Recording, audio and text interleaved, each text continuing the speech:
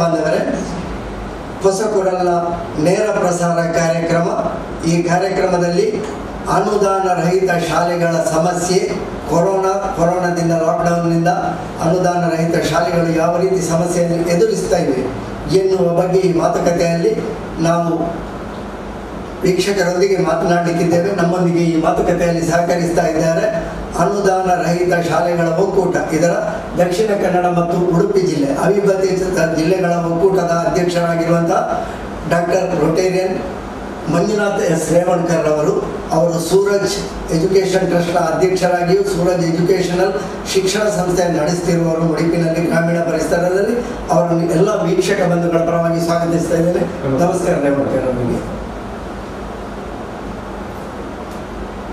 ಅನುದಾನ ರಹಿತ ಶಾಲೆಗಳ ಒಕ್ಕೂಟದ ದಕ್ಷಿಣ ಕನ್ನಡ ಮತ್ತು ಉಡುಪಿ ಜಿಲ್ಲೆಗಳ ಒಂದು ಅಧ್ಯಕ್ಷರಾಗಿ ನೀವು ಕಾರ್ಯನಿರ್ವಹಿಸ್ತಾ ಇದ್ದೀರಿ. ಕೊರೋನಾ ಸಮಸ್ಯೆ, ಕೊರೋನಾದಿಂದ ಅನುದಾನ ರಹಿತ ಶಾಲೆಗಳು ಎದುರಿಸ್ತಿರುವಂತಹ ಸಮಸ್ಯೆಗಳು ಏನು, ಹೇಗೆ, ಯಾಕೆ ಎನ್ನುವ ಬಗ್ಗೆ ನಾವೀಗ ಮಾತನಾಡಲಿಕ್ಕಿದ್ದೇವೆ. ಮೊದಲಿಗೆ ನಾವು ಹೇಳುತ್ತಿದ್ರೆ, ಕೊರೋನಾ ಒಂದು ಮಹಾಮಾರಿಯಾಗಿ ವಿಶ್ವವನ್ನೇ ಕಾಡುತ್ತಿರುವಂತಹ ಒಂದು ಸಮಸ್ಯೆ. ಈ ಸಮಸ್ಯೆಗೆ ಮದ್ದು ಇಲ್ಲ ಎನ್ನುವ ಕಾರಣಕ್ಕಾಗಿ ಮೊದಲಿಗೆ ಕಂಡುಕೊಂಡಂತಹ ನಿಯಂತ್ರಣದ ಅಂಶಗಳು ಏನು ಅಂತ ಹೇಳಿದರೆ, ಒಬ್ಬರಿಂದ ಒಬ್ಬರು ಸಾಕಷ್ಟು ಅಂತರವಿರಬೇಕು. ಕನಿಷ್ಠ 2 ಗಜಗಳ ಅಂತರ, 6 ಮೀಟರ್ ಅಂತ ಹೇಳ್ತಾರೆ. ಮುಖಕ್ಕೆ ಮುಖಗವಸವನ್ನು ಹಾಕಿಕೊಳ್ಬೇಕು. ಅದರ ಜೊತೆಗೆ ಒಬ್ಬರಿಂದ ಒಬ್ಬರು ಆಗುವಂತಹ ಸಂಪರ್ಕಗಳನ್ನು ತಪ್ಪಿಸಬೇಕು. ಈ ರೀತಿಯಾದಂತಹ ಸರಪಳಿಯನ್ನು ಕಡಿಯುವ ಮೂಲಕವಾಗಿ ಕೊರೋನಾವನ್ನು ನಿಯಂತ್ರಿಸಬಹುದು ಎನ್ನುವಂತಹ ಕಾರಣಕ್ಕಾಗಿ ನಮ್ಮ ದೇಶದಲ್ಲಿ ಒಂದು ಲಾಕ್ಡೌನನ್ನು ಕಳೆದ ವರ್ಷ ಮಾರ್ಚ್ 22ರಂದು ಘೋಷಣೆ ಮಾಡಿದೆ. ಮೊದಲಿಗೆ ಜನತಾ ಕರ್ಫ್ಯೂ ಆಯಿತು 2020 ಮಾರ್ಚಲ್ಲಿ. ಆ ನಂತರ 24ರಿಂದ ಲಾಕ್ಡೌನ್ ಘೋಷಣೆ ಮಾಡಬೇಕಾಯಿತು. ಜನತಾ ಕರ್ಫ್ಯೂ ಆಗಿ ಮತ್ತೆ ಲಾಕ್ಡೌನ್ ಆಯಿತು. ಆ ನಂತರ ಲಾಕ್ಡೌನ್ ಆಗುವಾಗ ಕೊರೋನಾ ಸಮಸ್ಯೆ ದೊಡ್ಡದು, ಲಾಕ್ಡೌನ್ ಸಮಸ್ಯೆ ದೊಡ್ಡದು ಯಾವುದು ಗೊತ್ತಾಗಿಲ್ಲ. ಯಾಕೆಂದರೆ ಕೊರೋನಾ ಎನ್ನುವಂತಹದ್ದು ಮೊದಲಿಗೆ ಕಾಣಿಸಿಕೊಂಡಂತಹ ಮಹಾಮಾರಿ, ಅದನ್ನು ಹೇಗಾದರೂ ನಿಯಂತ್ರಿಸಬೇಕು ಎನ್ನುವಂತಹ ಒಂದೇ ಒಂದು ಉದ್ದೇಶ. ಆದರೆ ಲಾಕ್ಡೌನ್ ಕೂಡ ಅದಕ್ಕಿಂತ ಕಠಿಣವಾಗಿ ಆಗುತ್ತದೆ ಅಂತ ಗೊತ್ತಾದದ್ದು ಹಂತವಾಗಿ ಲಾಕ್ಡೌನ್ ಮುಂದುವರೆದಾಗ, ಜನಗಳು ಮನೆಯಲ್ಲೇ ಕೂತಾಗ ಕೆಲಸ ಇಲ್ಲದೆ, ಕೆಲಸ ಇದ್ರೂ ಕೆಲಸ ಮಾಡಲಿಕ್ಕೆ ಆಗದೆ ಈ ರೀತಿಯಾಗಿರುವಾಗ ಒಂದು ಹೊಸ ತರಹದ ಸಮಸ್ಯೆಯನ್ನು ನಾವು ಕಂಡುಕೊಂಡೆವು. ಇದು ಕೇವಲ ಭಾರತದಲ್ಲಿ ಮಾತ್ರ ಅಲ್ಲ, ಇದು ವಿಶ್ವಕ್ಕೆ ಕಾಣಿಸಿಕೊಂಡ ಸಮಸ್ಯೆ. ಆದರೆ ಯಾವ ರೀತಿಯಾಗಿ ಇದು ಕಾಣಲಿಕ್ಕೆ ಶುರುವಾಯಿತು ಅಂತ ಹೇಳಿದರೆ, ಕೆಲವರ ಮನಸ್ಸಿನಲ್ಲಿ ಆದದ್ದು ಉಂಟು. ಕೊರೋನಾ ಆದರೆ ಆಗ್ಬೋದು, ಲಾಕ್ಡೌನ್ ಬೇಡ. ಅಂದರೆ ಮರ್ಯಾದೆಯ ಪ್ರಶ್ನೆ, ಹಣಕಾಸಿನ ಸಮಸ್ಯೆ, ಸ್ವಾಭಿಮಾನ ಇದ್ದವರಿಗೆ ಹೇಳಿಕೊಳ್ಳಿಕ್ಕಾಗುವುದಿಲ್ಲ. ಮಧ್ಯಮ ವರ್ಗದವರಿಗೆ, ಹಣ ಇದ್ದವರ ಹತ್ರ, ಮೇಲ್ವರ್ಗದವರ ಹತ್ರವೂ ಇದೆ ಅಂತ ಹೇಳಲಿಕ್ಕೆ ಆಗುವುದಿಲ್ಲ. ಅವರಿಗೂ ಹೇಳಿಕೊಳ್ಳಿಕ್ಕಾಗುವುದಿಲ್ಲ. ಅವರವರ ತಾಪತ್ರೆ, ಎಲ್ಲರೂ ತಾಪತ್ರಯದಲ್ಲಿದ್ದಾರೆ. ಆದರೂ ಒಂದು ಹಂತ ಇದು ಮುಗೀತಾ ಬಂತು. ನಿಧಾನವಾಗಿ ಹಂತವಾಗಿ ಲಾಕ್ಡೌನ್ ತೆರವುಗೊಳಿಸಲಾಗ್ತಾ ಬಂತು. ಮತ್ತೆ ಪುನರಪಿ ಒಂದು ಸಹಜ ಸ್ಥಿತಿಗೆ ನಾವು ಮರಳಿ ಬರ್ತೇವೆ ಎನ್ನುವಂಥ ಹಂತದಲ್ಲಿ 2021ರಲ್ಲಿ ಮತ್ತೆ ಪುನಃ 2ನೇ ಅಲೆ, ಅದು ಬಹಳ ಭೀಕರವಾಗಿ ಈಗಲೂ ಕಾಡ್ತಾ ಇದೆ. ಈಗ ಮತ್ತೆ ನಾವು ಮಾರ್ಚ್ ಅಂತ್ಯದಿಂದ ಏಪ್ರಿಲ್ ಮೊದಲ ವಾರದಿಂದ ಹಂತವಾಗಿ ಲಾಕ್ಡೌನ್ಗೆ ಒಳಗಾಗಿದ್ದೇವೆ. ಈಗ ಪೂರ್ತಿ ಲಾಕ್ಡೌನಲ್ಲಿ ಇದ್ದೇವೆ. ಈ ತಿಂಗಳು 7 ತಾರೀಕು, ಜೂನ್ 7 ತಾರೀಕಿನವರೆಗೆ 2ನೇ ಹಂತದ ಲಾಕ್ಡೌನ್ ಇದೆ. ನಂತರವು ಮುಂದುವರಿಯುತ್ತದೆ ಇಲ್ಲುವಂಥ ಸಮಸ್ಯೆಯಲ್ಲಿ ಸರ್ಕಾರದ ಮಾತುಕತೆಗಳು ಆಗ್ತಾ ಉಂಟು. ಮುಂದುವರಿಸಬೇಕಾ ಬೇಡವಾ, ಮುಂದುವರಿಯುತ್ತದೆ ಇಲ್ವಾ, ಮುಂದುವರಿಯುತ್ತದೆ ಬೇಡ ಅಂತ ಹೇಳಿಕೊಳ್ಳುವಂತಹ ಮಾತುಗಳು, ಬೇಕು ಅಂತ ತಜ್ಞರ ವರದಿಗಳು, ಹೀಗೆ ಎಲ್ಲ ಇದೆ. ಈ ಮಧ್ಯದಲ್ಲಿ ಎಲ್ಲರೂ ಸಮಸ್ಯೆಯನ್ನು ಅನುಭವಿಸಿದ್ದಾರೆ. ಅದರಲ್ಲಿ ನಿಮ್ಮ ಅನುದಾನ ರಹಿತ ಶಾಲೆಗಳಿರಬಹುದು, ಸರ್ಕಾರಿ ಶಾಲೆಗಳ ಮಕ್ಕಳಿಗೆ ಪರೀಕ್ಷೆ ಇಲ್ಲ, ಅವರು ನೇರ ತೆರಿಗೆಗಳು, ಹೀಗೆಲ್ಲ ಬೇರೆ ಬೇರೆ ವ್ಯವಹಾರಗಳು, ಅವರವರ ವ್ಯವಹಾರ ಕುಸಿತ, ಕಂತು ಕಟ್ಟಲಿಕ್ಕೆ ಆಗದಿದ್ದರೂ ಕಂತಿಗೆ ಅಸಲು ಬಡ್ಡಿಗೆ ಬಡ್ಡಿ ಸೇರಿಸಿ ಕಟ್ಟಬೇಕಾದಂತಹ ಪರಿಸ್ಥಿತಿ, ಎಲ್ಲ ವ್ಯವಹಾರಸ್ಥರು, ಕೂಲಿ ಕಾರ್ಮಿಕರು ಎಲ್ಲರೂ ಸೋತಂತಹ ಸಂದರ್ಭದಲ್ಲಿ 2ನೇ ಹಂತದಲ್ಲಿ ಮತ್ತಷ್ಟು ತೀವ್ರ ಸೋಲನ್ನು ಅನುಭವಿಸ್ತಾ ಇದ್ದಾರೆ. ಈ ಮಧ್ಯೆ ಸರ್ಕಾರ ಕೆಲವರಿಗೆ ಘೋಷಣೆಗಳನ್ನು ಮಾಡಿತು, ಪ್ಯಾಕೇಜ್, ಆರ್ಥಿಕ ಸಹಕಾರದ ಘೋಷಣೆಗಳು. ಅದರಲ್ಲಿ ಕೂಲಿ ಕಾರ್ಮಿಕರಿದ್ದರು, ಬೇರೆ ಬೇರೆ ವರ್ಗದವರೆಲ್ಲ ಇದ್ದರು. ಕೆಲವರನ್ನು ಬಿಟ್ಟರು ಅಂತ ಅಳಲು ಬಂದಾಗ ಮತ್ತೆ ಕೆಲವರನ್ನು ಸೇರಿಸಿಕೊಂಡರು, ಈ ರೀತಿಯೆಲ್ಲ ಆಯಿತು. ಆದರೆ ಅನುದಾನ ರಹಿತ ಶಿಕ್ಷಕರಿಗೆ ಯಾವುದೇ ರೀತಿಯ ಪ್ಯಾಕೇಜ್ ಇಲ್ಲ ಎನ್ನುವಂತಹ ಕೂಗು ನಿಮ್ಮಿಂದಲೂ ಕೇಳಿಬಂತು. ಬೇರೆ ಬೇರೆಯವರು ಅವರವರ ಸ್ತರದಲ್ಲಿ ನಮಗೆ ಸಿಗಲಿಲ್ಲ, ನಮಗೆ ಸರ್ಕಾರ ನ್ಯಾಯ ಮಾಡಿತು ಅಂತ ಹೇಳಿಕೊಳ್ತಾ ಇದ್ದಾರೆ. ಈಗ ಎಲ್ಲರ ಸಮಸ್ಯೆ ಒಂದೊಂದು ರೀತಿ ಇದೆ. ಈ ಅನುದಾನ ರಹಿತ ಶಾಲೆಗಳು ಅಂತ ಹೇಳಿದುಕೊಳ್ಳಿ ತಕ್ಷಣ ನಮಗೆ ನೆನಪಿಗೆ ಬರೋದು ಆಂಗ್ಲ ಮಾಧ್ಯಮ ಶಾಲೆಗಳು. ಕನ್ನಡ ಮಾಧ್ಯಮ ಶಾಲೆಗಳು ಎಲ್ಲಿಯೋ ಒಂದೆರಡು ಬೆರಳಿಕೆಯಲ್ಲಿ ಇರಬಹುದೋ ಏನೋ, ಎಲ್ಲರೂ ಆಂಗ್ಲ ಮಾಧ್ಯಮ ಶಾಲೆ. ಹಾಗಿದ್ರೆ ಏನು ಈ ಸಮಸ್ಯೆ ಅನುಭವಿಸ್ತಾ ಇದ್ದೀವಿ?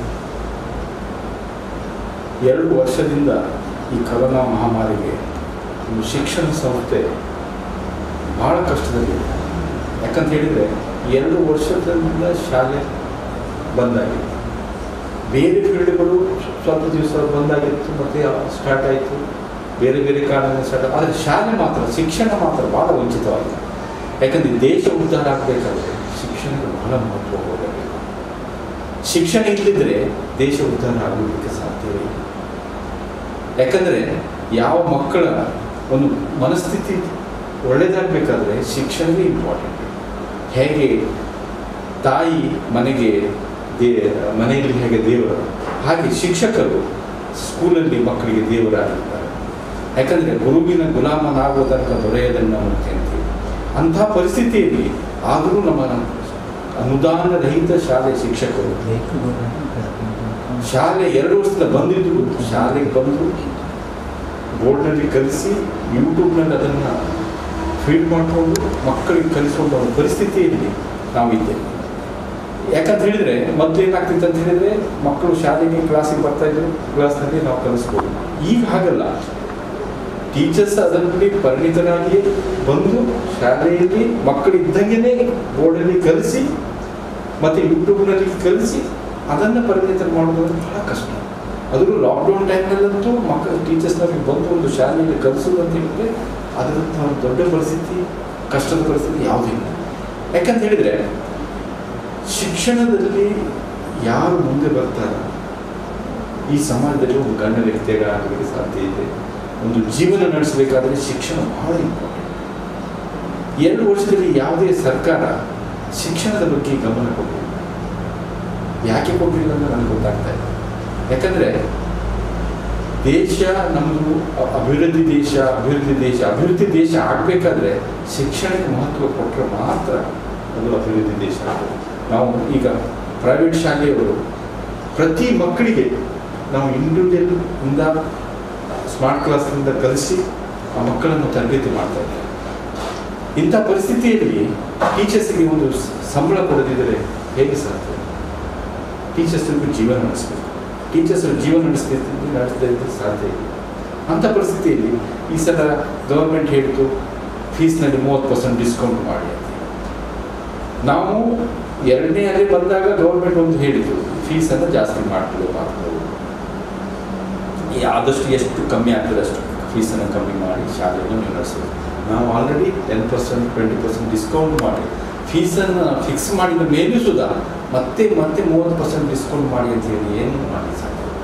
ಯಾಕಂತ ಹೇಳ್ತಾ ಇದ್ದೇನೆ ಅಂತಂದರೆ ರನ್ನಿಂಗ್ ಶಾಲೆ ಟೀಚರ್ಸ್ ಬಂದು ಕಲಿಸೋದಕ್ಕೂ ಈ ಆನ್ಲೈನಲ್ಲಿ ಕಲಿಸೋದಕ್ಕೂ ಬಹಳ ಡಿಫ್ರೆನ್ಸ್ ಇದೆ. ಆನ್ಲೈನಲ್ಲಿ ಕಲಿಸೋದಕ್ಕೂ ಬಹಳ ಕಷ್ಟದ ಕೆಲಸ. ಯಾಕಂದರೆ ಈ ವರ್ಷ ನಾವು ಯಾವುದೇ ಒಂದು ಆ್ಯನ್ಯುವಲ್ ಡೇ ಒಂದು ಮಾಡಿರಲಿಕ್ಕಿಲ್ಲ. ಬೇರೆ ಎಲ್ಲ ಖರ್ಚುಗಳು ನಮಗೆ ಬರ್ತದೆ. ಯಾಕಂತೇಳಿ ಎಷ್ಟು ಕಷ್ಟ ಅಂತ ಹೇಳಿದ್ರೆ ನೋಡಿ, ಒಂದು ಶಾಲೆ ಲಾಕ್ಡೌನ್ ಟೈಮ್ನಲ್ಲಿ ಸುಧಾ DDP ಆಗಲಿ BO ಆಗಲಿ ಆ ಕೆಲಸ ಈ ಕೆಲಸ ಹೇಳ್ತಾ ಇರ್ತಾರೆ. ನಾವು ಗೌರ್ಮೆಂಟಿಗೆ ಏನೇನು ಸಬ್ಮಿಟ್ ಮಾಡಬೇಕು ಮಾಡ್ತಾ ಇದ್ದೀವಿ. ಹೀಗಾಗಿ ದಿನನಿತ್ಯದ ಕೆಲಸ ನಾವು ಮಾಡಲೇಬೇಕು. ಈಗಲೂ ಮಂಗಳೂರಲ್ಲಿ ನಾವು ಲಾಕ್ಡೌನ್ ಇದ್ದರೂ ಸುಧಾ ನಮ್ಮ ಶಾಲೆಯಲ್ಲಿ ಏನೇನು ವರ್ಕ್ ಆಗಬೇಕೋ ಆಗ್ತಾ ಇರ್ತದೆ. ಇಂಥ ಪರಿಸ್ಥಿತಿಯಲ್ಲಿ ಮಕ್ಕಳಿಗೆ ಮನೆಯಲ್ಲಿ ಕೂರಿಸ್ಕೊಂಡು ಅವರನ್ನು ಒಂದು ತರಬೇತಿ ನೀಡುವಂಥ ದೊಡ್ಡ ಸಾಧನೆ ಅನುದಾನ ರಹಿತ ಶಾಲೆಗಳು ಮಾಡಿದೆ. ಈಗ ನೀವು ಹೇಳಿದ್ರಿ ಸರ್ಕಾರ ಶಿಕ್ಷಣದ ಬಗ್ಗೆ ಕಳೆದ 2 ವರ್ಷಗಳಿಂದ ಅಂದರೆ ಲಾಕ್ಡೌನ್ ನಂತರ ಏನು ಗಮನ ಕೊಡ್ತಾ ಇಲ್ಲ ಹೇಳಿ. ನಿಮ್ಮ ಪ್ರಕಾರ ಏನು ಗಮನ ಕೊಡಬೇಕಿತ್ತು ಸರ್ಕಾರ? ಶಿಕ್ಷಣಕ್ಕೆ ಒಂದು ಮಹತ್ವ ಕೊಡ್ತಾರೆ. ಶಿಕ್ಷಣಕ್ಕೆ ಮಹತ್ವದ ಏನು? ಶಿಕ್ಷಣದಲ್ಲಿ ಹೇಗೆ ಆಗ್ತಾ ಇದೆ, ಏನಾಗ್ತಾ ಇದೆ. ಸರ್ಕಾರಿ ಶಾಲೆಯಲ್ಲಿ ಏನೂ ಆಗಿಲ್ಲ. ಪ್ರೈವೇಟ್ ಶಾಲೆ ಯಾಕಂದರೆ ಶಿಕ್ಷಣದ ನಾವು ಮಹತ್ವ ಮಕ್ಕಳಿಗೆ ಕೊಡದಿರೋ ಮಕ್ಕಳು ಮನೆಯಲ್ಲಿ ಮನೆಯಲ್ಲೇ ಒಳಗಡೆ ಕೂತ್ಕೊಂಡಿರೋದಿಲ್ಲ, ಎಲ್ಲೋ ತಿರುಗಾಡ್ತಾರೆ. ಮಕ್ಕಳ ಮನಸ್ಥಿತಿ ಹಾಳಾಗ್ತದೆ. ಇಂಥ ಪರಿಸ್ಥಿತಿಯಲ್ಲಿ ಕೆಲವೊಂದು ಐಡಿಯಾಸನ್ನು ಮಾಡಿದರೆ ಮನೆಗೆ ಹೋಗಿ ಕಲಿಸೋದು ಅದು ಹೇಗೆ ಸಾಧ್ಯ? ಶಿಕ್ಷಣಕ್ಕೆ ನಾವು ಮಹತ್ವದಲ್ಲಿ ಶಿಕ್ಷಣದ ಒಂದು ಟೈಮ್ ಟೇಬಲ್ ಮಾಡಿ ಇಂಥ ಟೈಮಲ್ಲಿ ಇಂಥ ಟೈಮಲ್ಲಿ ಇಂಥ ಎಕ್ಸಾಮ್ ಆಗುತ್ತೆ. ಎಕ್ಸಾಮ್ ಆಗಲಿಕ್ಕಾದ್ರೆ ಒಂದು ಶಿಕ್ಷಣದ ಒಂದು ಪರಿಮಿತಿ ಹಾಕ್ಕೊಡ್ಬೇಕಾಗುತ್ತೆ ಸರ್ಕಾರ. ಯಾಕಂದರೆ ಇವತ್ತೊಂದು ಹೇಳ್ತಾರೆ, ನಾಳೆ ಒಂದು ಚೇಂಜ್ ಮಾಡ್ತಾರೆ, ನಾಳೆ ಒಂದು ಹೇಳ್ತಾರೆ, ಎಲ್ಲರಿಗೂ ಕನ್ಫ್ಯೂಷನ್. ಇದರಲ್ಲಿ ಏನಾಗಿದೆ ಅಂತಂದರೆ ಪೋಷಕರಿಗೆ ಬಹಳ ಅಲ್ಲೋಲ ಕಲ್ಲೋಲ ಆಗಿದೆ. ಯಾಕಂದರೆ ನಾಳೆ ಏನು ರೂಲ್ಸ್ ಬರ್ತದ, ಏನು ಇಲ್ವಾ, ಎಕ್ಸಾಮ್ ಇದೆಯಾ ಇಲ್ವಾ, ಎಕ್ಸಾಮ್ ಮಾಡ್ತಾರಾ ಇಲ್ವಾ. ಯಾಕಂದರೆ ಒಂದು ದೃಢ ನಿರ್ಧಾರ ತಗೊಂಡ್ಮೇಲೆ ಆ ದೃಢ ನಿರ್ಧಾರಕ್ಕೆ ಬಂದರೆ ಮಕ್ಕಳು ಅದಕ್ಕೆ ಅಡ್ಜಸ್ಟ್ ಆಗ್ತಾರೆ, ಪೋಷಕರು ಅಡ್ಜಸ್ಟ್ ಆಗ್ತಾರೆ, ಶಿಕ್ಷಣ ಅನುದಾನ ರಹಿತ ಶಾಲೆಯವರು ಸುದ ಅಡ್ಜಸ್ಟ್ ಆಗಲಿಕ್ಕೆ ಸಾಧ್ಯ. ನಿಮ್ಮ ಮಾತುಗಳು ಒಪ್ಪಿಕೊಳ್ಬೇಕಾದಂತೆ, ಆದರೂ ಕೂಡ ಇದರ ಬಗ್ಗೆ ಇನ್ನಷ್ಟು ವಿವರವಾದಂತಹ ಮಾತನಾಡುಗಳನ್ನು ನಾವು ಆಡಬೇಕಾಗಿದೆ. ಯಾಕೆಂದರೆ ಸಮಸ್ಯೆ ಎಲ್ಲ ಕಡೆಯಲ್ಲಿ ಇದೆ, ಆದರೆ ಸಮಸ್ಯೆಗೆ ಪರಿಹಾರ ಏನು, ಒಬ್ಬೊಬ್ಬರು ಒಂದೊಂದು ರೀತಿಯಲ್ಲಿ ಪರಿಹಾರ ಹೇಳ್ತಾರೆ. ಇದರ ಬಗ್ಗೆ ನಾವು ಮತ್ತಷ್ಟು ಮಾತನಾಡುವ. ಈಗ ಈ ಕೊರೋನಾದಿಂದಾಗಿ ಅನುದಾನ ರಹಿತ ಶಾಲೆಗಳು ಎದುರಿಸುತ್ತಿರುವಂತಹ ಸಮಸ್ಯೆ, ಈ ಮಾತುಕತೆ ಮತ್ತಷ್ಟು ಮುಂದುವರಿಯುತ್ತದೆ. ಈಗ ಒಂದು ಸಣ್ಣ ವಿರಾಮ. ಬಾಂಧವರೇ, ಕೊರೋನಾದಿಂದ ಕಾಡುತ್ತಿರುವಂತಹ ಸಮಸ್ಯೆಗಳಲ್ಲಿ ಅನುದಾನ ರಹಿತ ಶಾಲೆಗಳು ಎದುರಿಸುತ್ತಿರುವಂತಹ ಸಮಸ್ಯೆ, ಇದರ ಬಗ್ಗೆ ನಮ್ಮೊಂದಿಗೆ ಮಾತನಾಡ್ತಾ ಇದ್ದಾರೆ doctor Rotarian Manjunath S Revankar ಅವರು. ಸೂರಜ್ ವಿದ್ಯಾ ಶಿಕ್ಷಣ ಸಂಸ್ಥೆಯ ಅಧ್ಯಕ್ಷರಾಗಿ, ಹಾಗೆಯೇ ಅನುದಾನ ರಹಿತ ಶಾಲೆಗಳ ಒಕ್ಕೂಟದ ದಕ್ಷಿಣ ಕನ್ನಡ ಮತ್ತು ಉಡುಪಿ ಜಿಲ್ಲಾ ಅಧ್ಯಕ್ಷರಾಗಿ ಅವರು ಈ ಮಾತುಕತೆಯಲ್ಲಿ ನಮ್ಮೊಂದಿಗೆ ಭಾಗವಹಿಸ್ತಾ ಇದ್ದಾರೆ. ರೇವಣ್ಕರ್ ಅವರೇ, ಇದೀಗ ನಾವು ಹೇಳಿದೆವು ಸಮಸ್ಯೆಗಳು ತುಂಬ ಹೇಳಿಕೊಂಡು, ಅದರಲ್ಲಿ ಬೇರೆ ಬೇರೆ ರೀತಿಯ ಸಮಸ್ಯೆಗಳು. ಸರ್ಕಾರ ಸರಿಯಾಗಿ ಗಮನ ಕೊಡ್ತಿಲ್ಲ ಎನ್ನುವಂತಹದ್ದು ನಿಮ್ಮದು ಆರೋಪ. ಸರ್ಕಾರ ಈಗಾಗಲೇ ವಿದ್ಯಾರ್ಥಿಗಳಿಗೆ ಕನ್ನಡ ಮಾಧ್ಯಮ ಶಾಲೆಗಳಿಗೆ ಏನು ಮಾಡ್ತಾ ಇಲ್ಲ ಅಂತ ನೀವು ಹೇಳಿದ್ರಿ. ಆದರೆ ವಿದ್ಯಾಗಮನ ಎನ್ನುವಂತಹ ಒಂದು ಕಾರ್ಯಕ್ರಮವನ್ನು ಮಾಡಿಕೊಂಡು ಆ ವಿದ್ಯಾಗಮ ಎನ್ನುವ ಕಾರ್ಯಕ್ರಮದ ಮೂಲಕವಾಗಿ ಮಕ್ಕಳಿಗೆ ಅದರಲ್ಲಿ ಕಲಿಸುವಂತಹ ಕೆಲಸವನ್ನು ಕೊರೋನಾ ಲಾಕ್ಡೌನ್ನ ಸಂದರ್ಭದಲ್ಲಿ ಸರ್ಕಾರ ಮಾಡಿದೆ. ಇದೊಂದು ಕರೆ ಇದೆ, ಕೇಳುವ. ಹಲೋ ಹಲೋ, ಹೇಳಿ. ಮಾಸ್ಟ್ರೆ ಹೇಳಿ, ತ್ಯಾಗ ಮಾಸ್ಟ್ರೆ. ನಮಸ್ಕಾರ ಸರ್. ನಮಸ್ಕಾರ. ನಮಸ್ಕಾರ.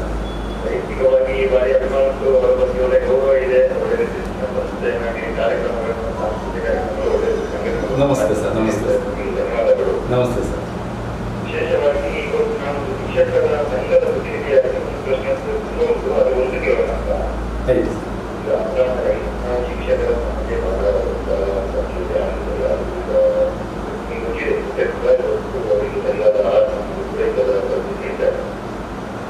ಈಗ ನಾನು ಕೇಳಿದ್ರೆ ಏನಂದ್ರೆ, ಇಷ್ಟು ಕೆಲವೊಂದು ಶಾಲೆಗಳು ವರ್ಷಗಳ ಇತಿಹಾಸ ಇರುವಂತಹ ಶಾಲೆಗಳು, ಇಷ್ಟು ವರ್ಷಗಳ ಕಾಲ ಶಾಲೆಯನ್ನು ಒಳ್ಳೆ ರೀತಿಯಲ್ಲಿ ಶಿಕ್ಷಕರು ಒಳ್ಳೆ ರೀತಿಯಲ್ಲಿ ಮಾಡಿದರೆ, ಕಾರ್ಯಕ್ರಮದಲ್ಲಿ ಒಳ್ಳೆ ರೀತಿಯಲ್ಲಿ ಇಂತಹ ಕೊರೋನಾ ಪರಿಸ್ಥಿತಿ ಇರ್ತದೆ. ಇವರಿಗೆ 2 ವರ್ಷ ಸರಿಯಾಗಿ ಮಕ್ಕಳು ಒಂದು. ಎರಡನೇದು ಎರಡು ಕೇಳಿದ್ರು. ಎರಡನೇ ಪ್ರಶ್ನೆ ಏನಪ್ಪ ಅಂತಂದ್ರೆ, ಈಗ ಸಂಘಗಳು ಆಡಳಿತ ಅನುದಾನ ರಹಿತ ಶಿಕ್ಷಕರ ಏನು ಆಡಳಿತ ಸಂಘಟನೆಗಳು ಕೂಡ ಇದೆ. ಅದೇ ರೀತಿ ಹೆಚ್ಚು ಅನುದಾನ ರಹಿತ ಶಿಕ್ಷಕರಿಗೆ ಏನಾದರೂ ಹಣ ಸಾಮಗ್ರಿಗಳನ್ನು ಕೊಟ್ಟಿದ್ದೀರಾ ಅಂತ ಸಂಘದ ಬಗ್ಗೆ ಏನಾದರೂ ಸಾರ್ವಜನಿಕವಾಗಿ ಏನಾದರೂ ಹಣವನ್ನು ಸಂಗ್ರಹಣೆ ಮಾಡಿ ಅಥವಾ ಏನಾದರೂ ನಿರುತ್ಪಾದ ಸಹಾಯ ಶಿಕ್ಷಕರಿಗಾಗಿ ಮಾಡಿದ್ರ ಅಂತ ಬಹಳ ಒಳ್ಳೆಯ ಪ್ರಶ್ನೆ ಕೇಳಿದ್ರು. ಒಳ್ಳೆ ಪ್ರಶ್ನೆ. ನಾವು ನಮ್ಮ ಟೀಚರ್ಸಿಗೆ ಸಂಬಳವನ್ನು ಕೊಡ್ತಾನೆ ಇದ್ದೇವೆ. 2 ವರ್ಷದ ನಮಗೆ ಕೊಟ್ಟು ನಾವೀಗ ಸಾಕಾಗುತ್ತೆ. ಯಾಕಂದರೆ ಯಾವುದೇ ಟೀಚರ್ಸಿಗೆ ನಾವು ಸಂಬಳ ಕೊಡದೆ ಇದು ಮಾಡಲಿಲ್ಲ. ಯಾಕಂದರೆ ನನಗೆ ತಿಳಿದ ಮಟ್ಟಿಗೆ ಟೀಚರ್ಸಿಗೆ ಆನ್ಲೈನ್ ಕ್ಲಾಸ್ ಮಾಡಬೇಕಾದ್ರೆ ಸುದ ಸಂಬಳ ಕೊಟ್ಟಿದ್ದೇವೆ, ಶಾಲೆಯಲ್ಲಿ ಬಂದಾಗ ಸುದ ಸಂಬಳ ಕೊಟ್ಟಿದ್ದೇವೆ. ಆದರೆ 2 ವರ್ಷದಿಂದ ನಮಗೆ ಫೀಸೇ ಸರಿಯಾಗಿ ಬರೆದಿದ್ದಾಗ ನಾವು ಸಂಬಳ ಕೊಟ್ಟು ನನಗೆ ಈಗ 5 ಕೋಟಿ ಲೋನ್ ಇದೆ. 5 ಕೋಟಿ ಲೋನ್ ಅದು NP ಆಗ್ತಾ ಇದೆ. ಅಂಥ ಪರಿಸ್ಥಿತಿಗೆ ನಾವು ಬಂದಿದ್ದೇವೆ. 1 ವರ್ಷ ನಾವು ಏನು ಮಾತಾಡಲಿಲ್ಲ, ಸರ್ಕಾರಕ್ಕೂ ನಾವು ಏನು ಮಾತಾಡಲಿಲ್ಲ, ಯಾವುದೇ ಒಂದು ವಿಷಯದಲ್ಲಿ ಮಾತಾಡಲಿಲ್ಲ. ಈಗ ಏನಾಗಿದೆ ಅಂತ ಹೇಳಿದರೆ, 2 ವರ್ಷದಲ್ಲಿ ನಾವು ಸಂಬಳ ಕೊಡ್ತಾ ಇದ್ದೇವೆ, ಆದರೆ ಹಿಂದೆ ಏನು ಬರ್ತಾ ಇದೆ, ನಮ್ಗೆ ಇನ್ಕಮ್ ಬೇಡ. ನಮ್ಮ ಬ್ಯಾಲೆನ್ಸ್ ಶೀಟಲ್ಲಿ ಎಷ್ಟು ನಾವು ಇನ್ಕಮ್ ಎಕ್ಸ್ಪೆನ್ಸಸ್ ಇದೆ ಅಷ್ಟೇ ನಮಗೆ ಸಿಕ್ಕರೆ ಸಾಕು, ಅದು ಸುದ ಸಿಗ್ತಾ ಇಲ್ಲ. ಅಂಥ ಪರಿಸ್ಥಿತಿ ಆಗಿದೆ. ಆದರೆ ಮತ್ತೆ ನೀವು ಹೇಳಿದ್ವಿ ಆಹಾರ ಕಿಟ್, ನಾವೇನು ಮಾಡ್ತೇವೆ, ಹಣವೇ ಕೊಡ್ತಾ ಇದ್ದೇವೆ, ಸಂಬಳನೇ ಕರೆಕ್ಟಾಗಿ ಕೊಡ್ತಾ ಇದ್ದೇವೆ ಹೊರತು ಈ ಕಿಟ್ ವ್ಯವಹಾರದಲ್ಲಿ ನಾವು ಗೌರ್ಮೆಂಟ್ ಮಾಡ್ತಾ ಇದ್ದೀವಿ ಅಂತೇಳಿ ನಾವು ಮಾಡಲಿಕ್ಕೆ ಹೋಗಿಲ್ಲ. ಯಾಕಂದರೆ ಅದು ಮಾಡಿದ ತಕ್ಷಣ ಅದು BPL ಕಾರ್ಡ್ನವರಿಗೆ ಹೇಗೆ ಮಾಡಿದ್ದಾರೆ ಅದೇ ರೀತಿ ಅವರ ಭಾವನೆ ಬರುತ್ತೆ ಅಂತ ಹೇಳಿ ನಾವು ಕರೆಕ್ಟ್ ಇಲ್ಲಿ ತನಕ ನಾವು ಸಂಬಳವನ್ನು ಕರೆಕ್ಟಾಗಿ ಕೊಡ್ತಾ ಇದ್ದೇವೆ. ಆದರೆ ಅವರಿಗೆ ಈಗ ನಮಗೆ ಯಾಕೆ ಅನುದಾನ ರಹಿತ ಶಾಲೆ ಕಷ್ಟ ಬಂದಿದೆ ಅಂತ ಹೇಳಿದರೆ 2 ವರ್ಷದಲ್ಲಿ ನಾವು ಕೊಟ್ಟು, ಆದರೆ 2 ವರ್ಷದ ನಂತರ ಫೀಸ್ ಬರ್ತಾರೆ. ಆ ಫೀಸ್ ಬರದಿದ್ದರೆ ನಾವು ಯಾವ ರೂಪದಲ್ಲಿ ಅವರಿಗೆ ನಾವು ಸಂಬಳ ಕೊಡಬೇಕು? ಅಲ್ಲ, ತ್ಯಾಗಮಾಷ ಹೇಳಿದ ಪ್ರಶ್ನೆ ಹೇಗೆ ಅಂತ ಹೇಳಿದ್ರೆ, ಈಗ ಖಾಲಿ ಕೊರೋನಾ 2 ವರ್ಷ ಆಯಿತು, ಬಾಕಿ ಎಲ್ಲ ಸಂಸ್ಥೆಗಳು ನಡೆಸ್ತಾ ಇದ್ದ ಹಾಗೆ ನಿಮ್ಮ ಒಬ್ಬರದಲ್ಲ ಅನುದಾನ ರಹಿತ ಶಾಲೆಗಳ ಒಕ್ಕೂಟ ಅಂತ ಏನಿದೆ, ಅದರ ಒಕ್ಕೂಟದ ವತಿಯಿಂದ ಕೆಲವು ಶಾಲೆಗಳಿಗೆ ಏನು ಸಿಗ್ಲಿಲ್ಲ ಅಂತ ಎನ್ನುವಂತ ಆರೋಪ ಇದೆ. ಖಾಸಗಿ ಶಾಲೆಗಳಲ್ಲಿ ಶಿಕ್ಷಕರಿಗೆ ಸಂಬಳವೇ ಸಿಗಲಿಲ್ಲ ಎನ್ನುವಂತ ಕೆಲವು ಆರೋಪಗಳು ಅಂತಹವರಿಗೆ ಏನು ಒಕ್ಕೂಟ ಮಾಡಿದೆ ಅಂತ ಹೇಳ್ಬೋದು. ಅಲ್ಲ, ಅದನ್ನು ನಮ್ಗೆ ಯಾವುದು ಇನ್ನು ನಿಮ್ಮ ಗಮನಕ್ಕೆ ಗಮನ ಬರಲಿ, ಯಾವುದು ಕಂಪ್ಲೇಂಟ್ ಬರಲಿಲ್ಲ. ಕಂಪ್ಲೇಂಟ್ ಬಂದರೆ ಅದಕ್ಕೆ ನಾವು ಗಮನ ಕೊಡ್ತೇವೆ. ಅಲ್ಲಿ ಶಾಲಾ ಮುಖ್ಯಸ್ಥರ ಹತ್ರ ಮಾತಾಡಿ ಅದಕ್ಕೆ ಏನು ಮಾಡಬೇಕು, ಅವರಿಗೆ ಕಿಟ್ ವ್ಯವಸ್ಥೆ ಮಾಡುವಂಥ ವ್ಯವಸ್ಥೆ ಮಾಡೇ ಮಾಡ್ತೇವೆ. ಈಗ ಮತ್ತೊಂದು ಹಲೋ ಹಲೋ, ಜೋರು ಮಾತಾಡಿ, ಕೇಳೋದಿಲ್ಲ. ಹೇಳಿ. ನಮಸ್ತೆ. ನಮಸ್ಕಾರ. ಎಲ್ಲಿಂದ? ಗಣೇಶ್ ಎಲ್ಲಿಂದ? ಪಂಪಲ್ಲಿಂದ. ಹೇಳಿ. ನಿಮ್ಮ ಸ್ವರ ತುಂಬ ನಿಧಾನ ಕೇಳ್ತಾ ಉಂಟು, ಸ್ವಲ್ಪ ವಾಲ್ಯೂಮ್ ಜಾಸ್ತಿ ಮಾಡಿ ಮಾತಾಡಿ ಅಂತೆ. ಹಲೋ, ಕೇಳ್ತದೆ, ಹೇಳಿ.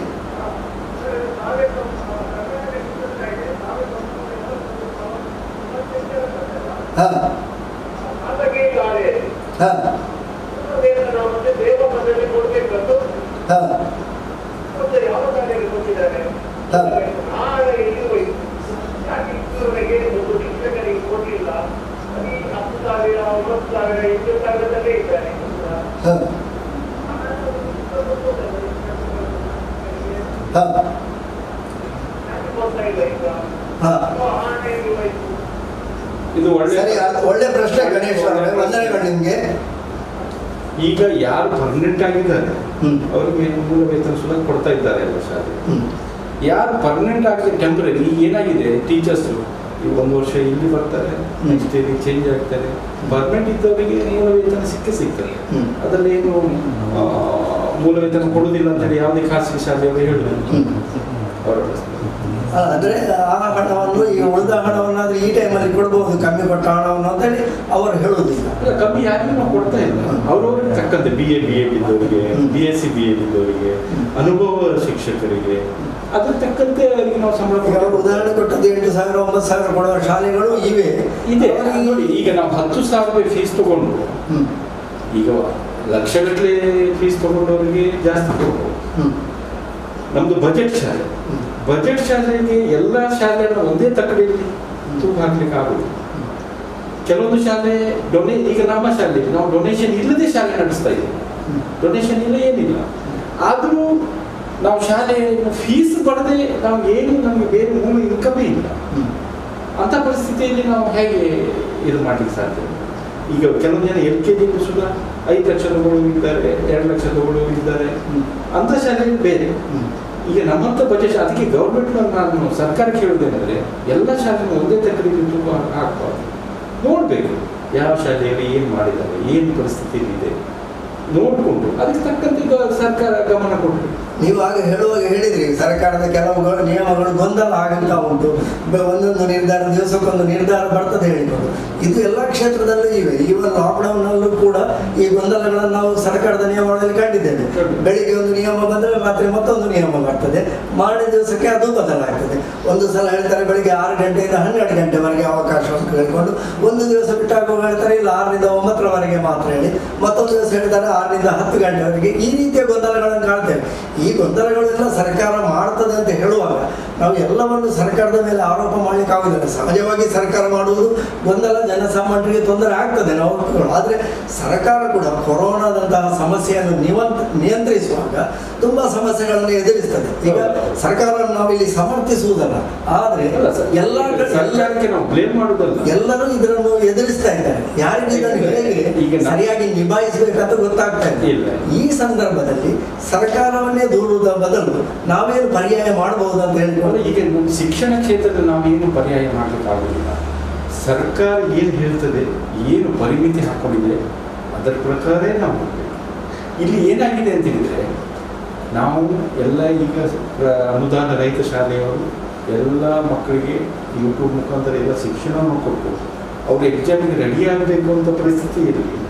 ಈಗ ಎಕ್ಸಾಮ್ SLC ಮತ್ತು PUC ಎಕ್ಸಾಮ್ ಇದೆಯೋ ಇಲ್ಲ ಅಂತೇಳಿ ನಮಗೆ ಡೈಲಿ ಎಷ್ಟು ಟೆಲಿಫೋನ್ ಬರ್ತದೆ. ಅದಕ್ಕೊಂದು ನಿರ್ಧಾರ ತಗೊಳ್ಳೋದು, ಮತ್ತು ನಿರ್ಧಾರ ತಗೊಂಡ್ಮೇಲೆ ಆ ಮೂಮೆಂಟಲ್ಲಿ ಆಗದೆ ಇದ್ದ ಪಕ್ಷದಲ್ಲಿ ಆಗದೆ ಮತ್ತೆ ಮುಂದುವರ್ಸ್ಬೋದು. ಬಟ್ ಯಾವುದೇ ಒಂದು ನಿರ್ಧಾರ ಗರಿಷ್ಠ ಟೈಮಲ್ಲಿ ನಿರ್ಧಾರ ತಗೊಳ್ಳದೇ ಇದ್ದರೆ ಪೋಷಕರಲ್ಲಿ ಎಕ್ಸಾಮ್ ಇದೆಯೋ ಇಲ್ಲವೋ, ಯಾವಾಗ ಎಕ್ಸಾಮ್ ಮಾಡ್ತಾರೆ, ಮಕ್ಕಳು ಎಲ್ಲಿ ತಾನೆ. ಈಗ 1 ವರ್ಷ 4 ತಿಂಗಳಾಯಿತು. 1 ವರ್ಷದಲ್ಲಿ ಎಜುಕೇಷನ್ ಏಪ್ರಿಲ್ 10ಕ್ಕೆ ನಮ್ಮ ಎಜುಕೇಷನ್ ಈ ವರ್ಷದ ಮುಗಿಬೇಕಾಗಿತ್ತು. ಈಗ ಏಪ್ರಿಲ್ ಆಯಿತು, ಮೇ ಆಯಿತು, ಜೂನ್ ಆಯಿತು. ಯಾಕಂದರೆ ಓದುವಂಥ ಮಕ್ಕಳಿಗೂ ಸುಧಾ ನಾವು ಓದಬೇಕು ಬೇಡ, ಎಕ್ಸಾಮ್ ಉಂಟಾ ಇಲ್ವ, ಅದೇ ದಿನ ಈಗ ಏನಾಗ್ತಾ ಇದೆ ಅಂತ ಹೇಳಿದರೆ ದಿನಕ್ಕೊಂದು ದಿನ ನಾವು ಪೇಪರ್ ನೋಡಿದಾಗ ಒಂದೊಂದು ಸ್ಟೇಟ್ಮೆಂಟ್ ಬರ್ತದೆ. ಆ ಪೋಷಕರಲ್ಲಿ ಸುಧಾ ನಾನು ಸರ್ಕಾರಕ್ಕೆ ಹೇಳೋದಂದರೆ, ನೀವು ಕೊಟ್ಟಂಥ ಸ್ಟೇಟ್ಮೆಂಟಲ್ಲಿ ಒಂದು ದೃಢ ನಿರ್ಧಾರ ಇದೆ. ಈಗ ಒಂದು ಈಗ ಜುಲೈ ಆಗಸ್ಟಲ್ಲಿ, ಜುಲೈ ಎಂಡಲ್ಲಿ ನಾವು ಮಾಡ್ತೇವೆ ಅಂದರೆ ಜುಲೈ ಎಂಡಲ್ಲಿ ಫಿಕ್ಸ್ ಮಾಡಿ. ಆದರೆ ಆಗುದಿಲ್ಲ, ಕೊರೋನಾ ಒಮ್ಮೆಲೆ ಹೆಚ್ಚಾದ್ರೆ ಅದಕ್ಕೂ ವಿರೋಧ ಮಾಡ್ತಾರೆ. ಮಕ್ಕಳಿಗೆ ಈ ಸಮಯದಲ್ಲಿ ಪರೀಕ್ಷೆ ಬೇಡ, ನಾವು ನೋಡ್ತೇವೆ ವಿರೋಧ ಆಗದಿದ್ದ ಪಕ್ಷದಲ್ಲಿ ಅವಾಗ ಬೇಕಾದ್ರೆ ಮುಂದೆ ಹಾಕ್ಬೋದು. ಬಟ್ ಗೊಂದಲಕ್ಕೆ ನಾವು ನಿರ್ಮಾಣ ಮಾಡಲಿಕ್ಕೆ ಆಗುದಿಲ್ಲ. ಜನರಿಗೆ ಗೊತ್ತಾಗ್ತದೆ ಪರಿಸ್ಥಿತಿ ಹೀಗಿತ್ತು, ಈಗ ನೋಡಿ ಎಷ್ಟೋ ಡೆತ್ ಆಗ್ತಾ ಇದೆ, ಡೆತ್ತಿನ ಪರಿಣಾಮವಾಗಿ ಎಲ್ಲರೂ ಹೆದರು ಹೋಗಿದ್ದಾರೆ ಇಂಥ ಅದು ಗೊತ್ತಾಗ್ತದೆ, ಯಾರು ದೂರ ಹಾಕುವುದಿಲ್ಲ. ಬಟ್ ನೀವು ಎಲ್ಲಿ ತನಕ ಒಂದು ಅದಕ್ಕೆ ಪರಿಮಿತಿ ಹಾಕುವುದಿಲ್ಲ ಅಲ್ಲಿ ತನಕ ಪೋಷಕರಲ್ಲಿ ಗೊಂದಲ, ಮಕ್ಕಳಲ್ಲಿ ಗೊಂದಲ, ಶಿಕ್ಷಕರಲ್ಲಿ ಗೊಂದಲ, ಮ್ಯಾನೇಜ್ಮೆಂಟಲ್ಲಿ ಗೊಂದಲ. ಇದಕ್ಕೆ ನಾವು ಕಾರಣ.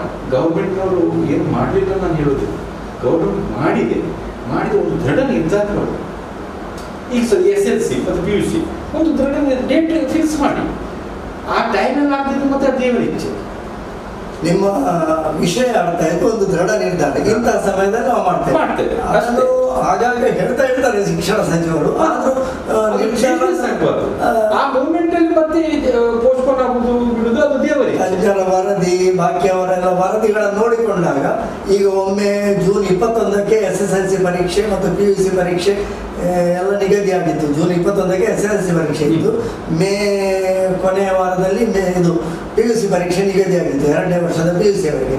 ಅದೆಲ್ಲವೂ ಈಗ ಮುಂದೂಡಲ್ಪಟ್ಟಿದೆ, ಯಾಕಂದ್ರೆ ಕೊರೋನಾ ಕಾರಣದಿಂದಾಗಿ. ಮುಂದೂಡಲ್ಪಟ್ಟಿದ್ರು ಪರವಾಗಿಲ್ಲ, ಮುಂದೆ ನಾವು ಇಂಥ ಡೇಟಿಗೆ ಮತ್ತೆ ಮಾಡ್ತೇವೆ ಅಂತ ಒಂದು ಫಿಕ್ಸ್ ಮಾಡಿ, ಮುಂದೂಡಬೇಕಾದ್ರೆ ಒಂದು ಫಿಕ್ಸ್ ಮಾಡಿಬಿಟ್ಟು ಆವಾಗ ಜನರ ಪೋಷಕರ ಒಂದು ಮೆಂಟಾಲಿಟಿ ಮತ್ತು ಶಾಲೆ ಶಿಕ್ಷಕರ ಮೆಂಟಾಲಿಟಿ ಒಂದು ದೃಢ ನಿರ್ಧಾರ ಇಂಥ ತಾರೀಕಿಗೆ ಗೌರ್ಮೆಂಟ್ ಮಾಡ್ತಾರೆ. ಮತ್ತೆ ಅದು ಮುಂದುವರೆದ್ರೆ ಅದಕ್ಕೆ ನಾವೇನು ಮಾಡ್ಲಿಕ್ಕೆ ಆಗುದಿಲ್ಲ, ಯಾರು ದೇವರ ಇಚ್ಛೆ ಇರ್ತದೆ ಆಗ್ತದೆ. ಸರಿ, ನಿಮ್ಮ ಅಭಿಪ್ರಾಯ ಅರ್ಥ ಆಯ್ತು. ಯಾವುದಿದ್ರು ಕೂಡ ಒಂದು ದೃಢ ನಿರ್ಧಾರದಲ್ಲಿ ಇಂಥ ದಿನಕ್ಕೆ ನಾವು ಪರೀಕ್ಷೆ ಮಾಡ್ತೇವೆ. ಕೊರೋನಾ ಕಡಿಮೆ ಆದ್ರೆ ಖಂಡಿತ ಅದಕ್ಕೆ ಪರೀಕ್ಷೆ ಆಗ್ತದೆ ಅಂತ ಒಂದು ಗೊತ್ತಾಗ್ತದೆ ಅನ್ನುವಂಥ ಭಾವನೆ. ಪ್ರಿಯ ವೀಕ್ಷಕ ಬಾಂಧವರೇ, ಕೊರೋನಾ ಸಮಸ್ಯೆಗಳು ಎಲ್ಲರಿಗೂ ಸಮಸ್ಯೆಗಳಿವೆ. ಲಾಕ್ಡೌನ್ನಿಂದಾಗಿ ಯಾರು ಸಮಸ್ಯೆಯಿಂದ ಮುಕ್ತರಾದವರು ಅಂತ ಹೇಳಿಕೊಳ್ಳಿಕ್ಕೆ ಇಲ್ಲ. ಆದರೂ ಕೊರೋನಾದಿಂದಾಗಿ, ಲಾಕ್ಡೌನ್ನಿಂದಾಗಿ ಅನುದಾನ ರಹಿತ ಶಿಕ್ಷಣ ಸಂಸ್ಥೆಗಳು ಎದುರಿಸುತ್ತಿರುವಂತಹ ಸಮಸ್ಯೆಗಳು, ಈ ಸಮಸ್ಯೆಗಳು ಏನು, ಹೇಗೆ ಮತ್ತು ಇದರ ಬಗ್ಗೆ ಹೇಗೆಲ್ಲ ನಾವು ನಿರ್ಧಾರಗಳನ್ನು ತಗೊಳ್ಬೇಕೆನ್ನುವಂತಹ ಮಾತುಕತೆಯಲ್ಲಿ ನಾವಿದ್ದೇವೆ. ಈ ಮಾತುಕತೆ ಮತ್ತಷ್ಟು ಮುಂದುವರಿಯುತ್ತದೆ. ಈಗ ಒಂದು ಸಣ್ಣ ವಿರಾಮ.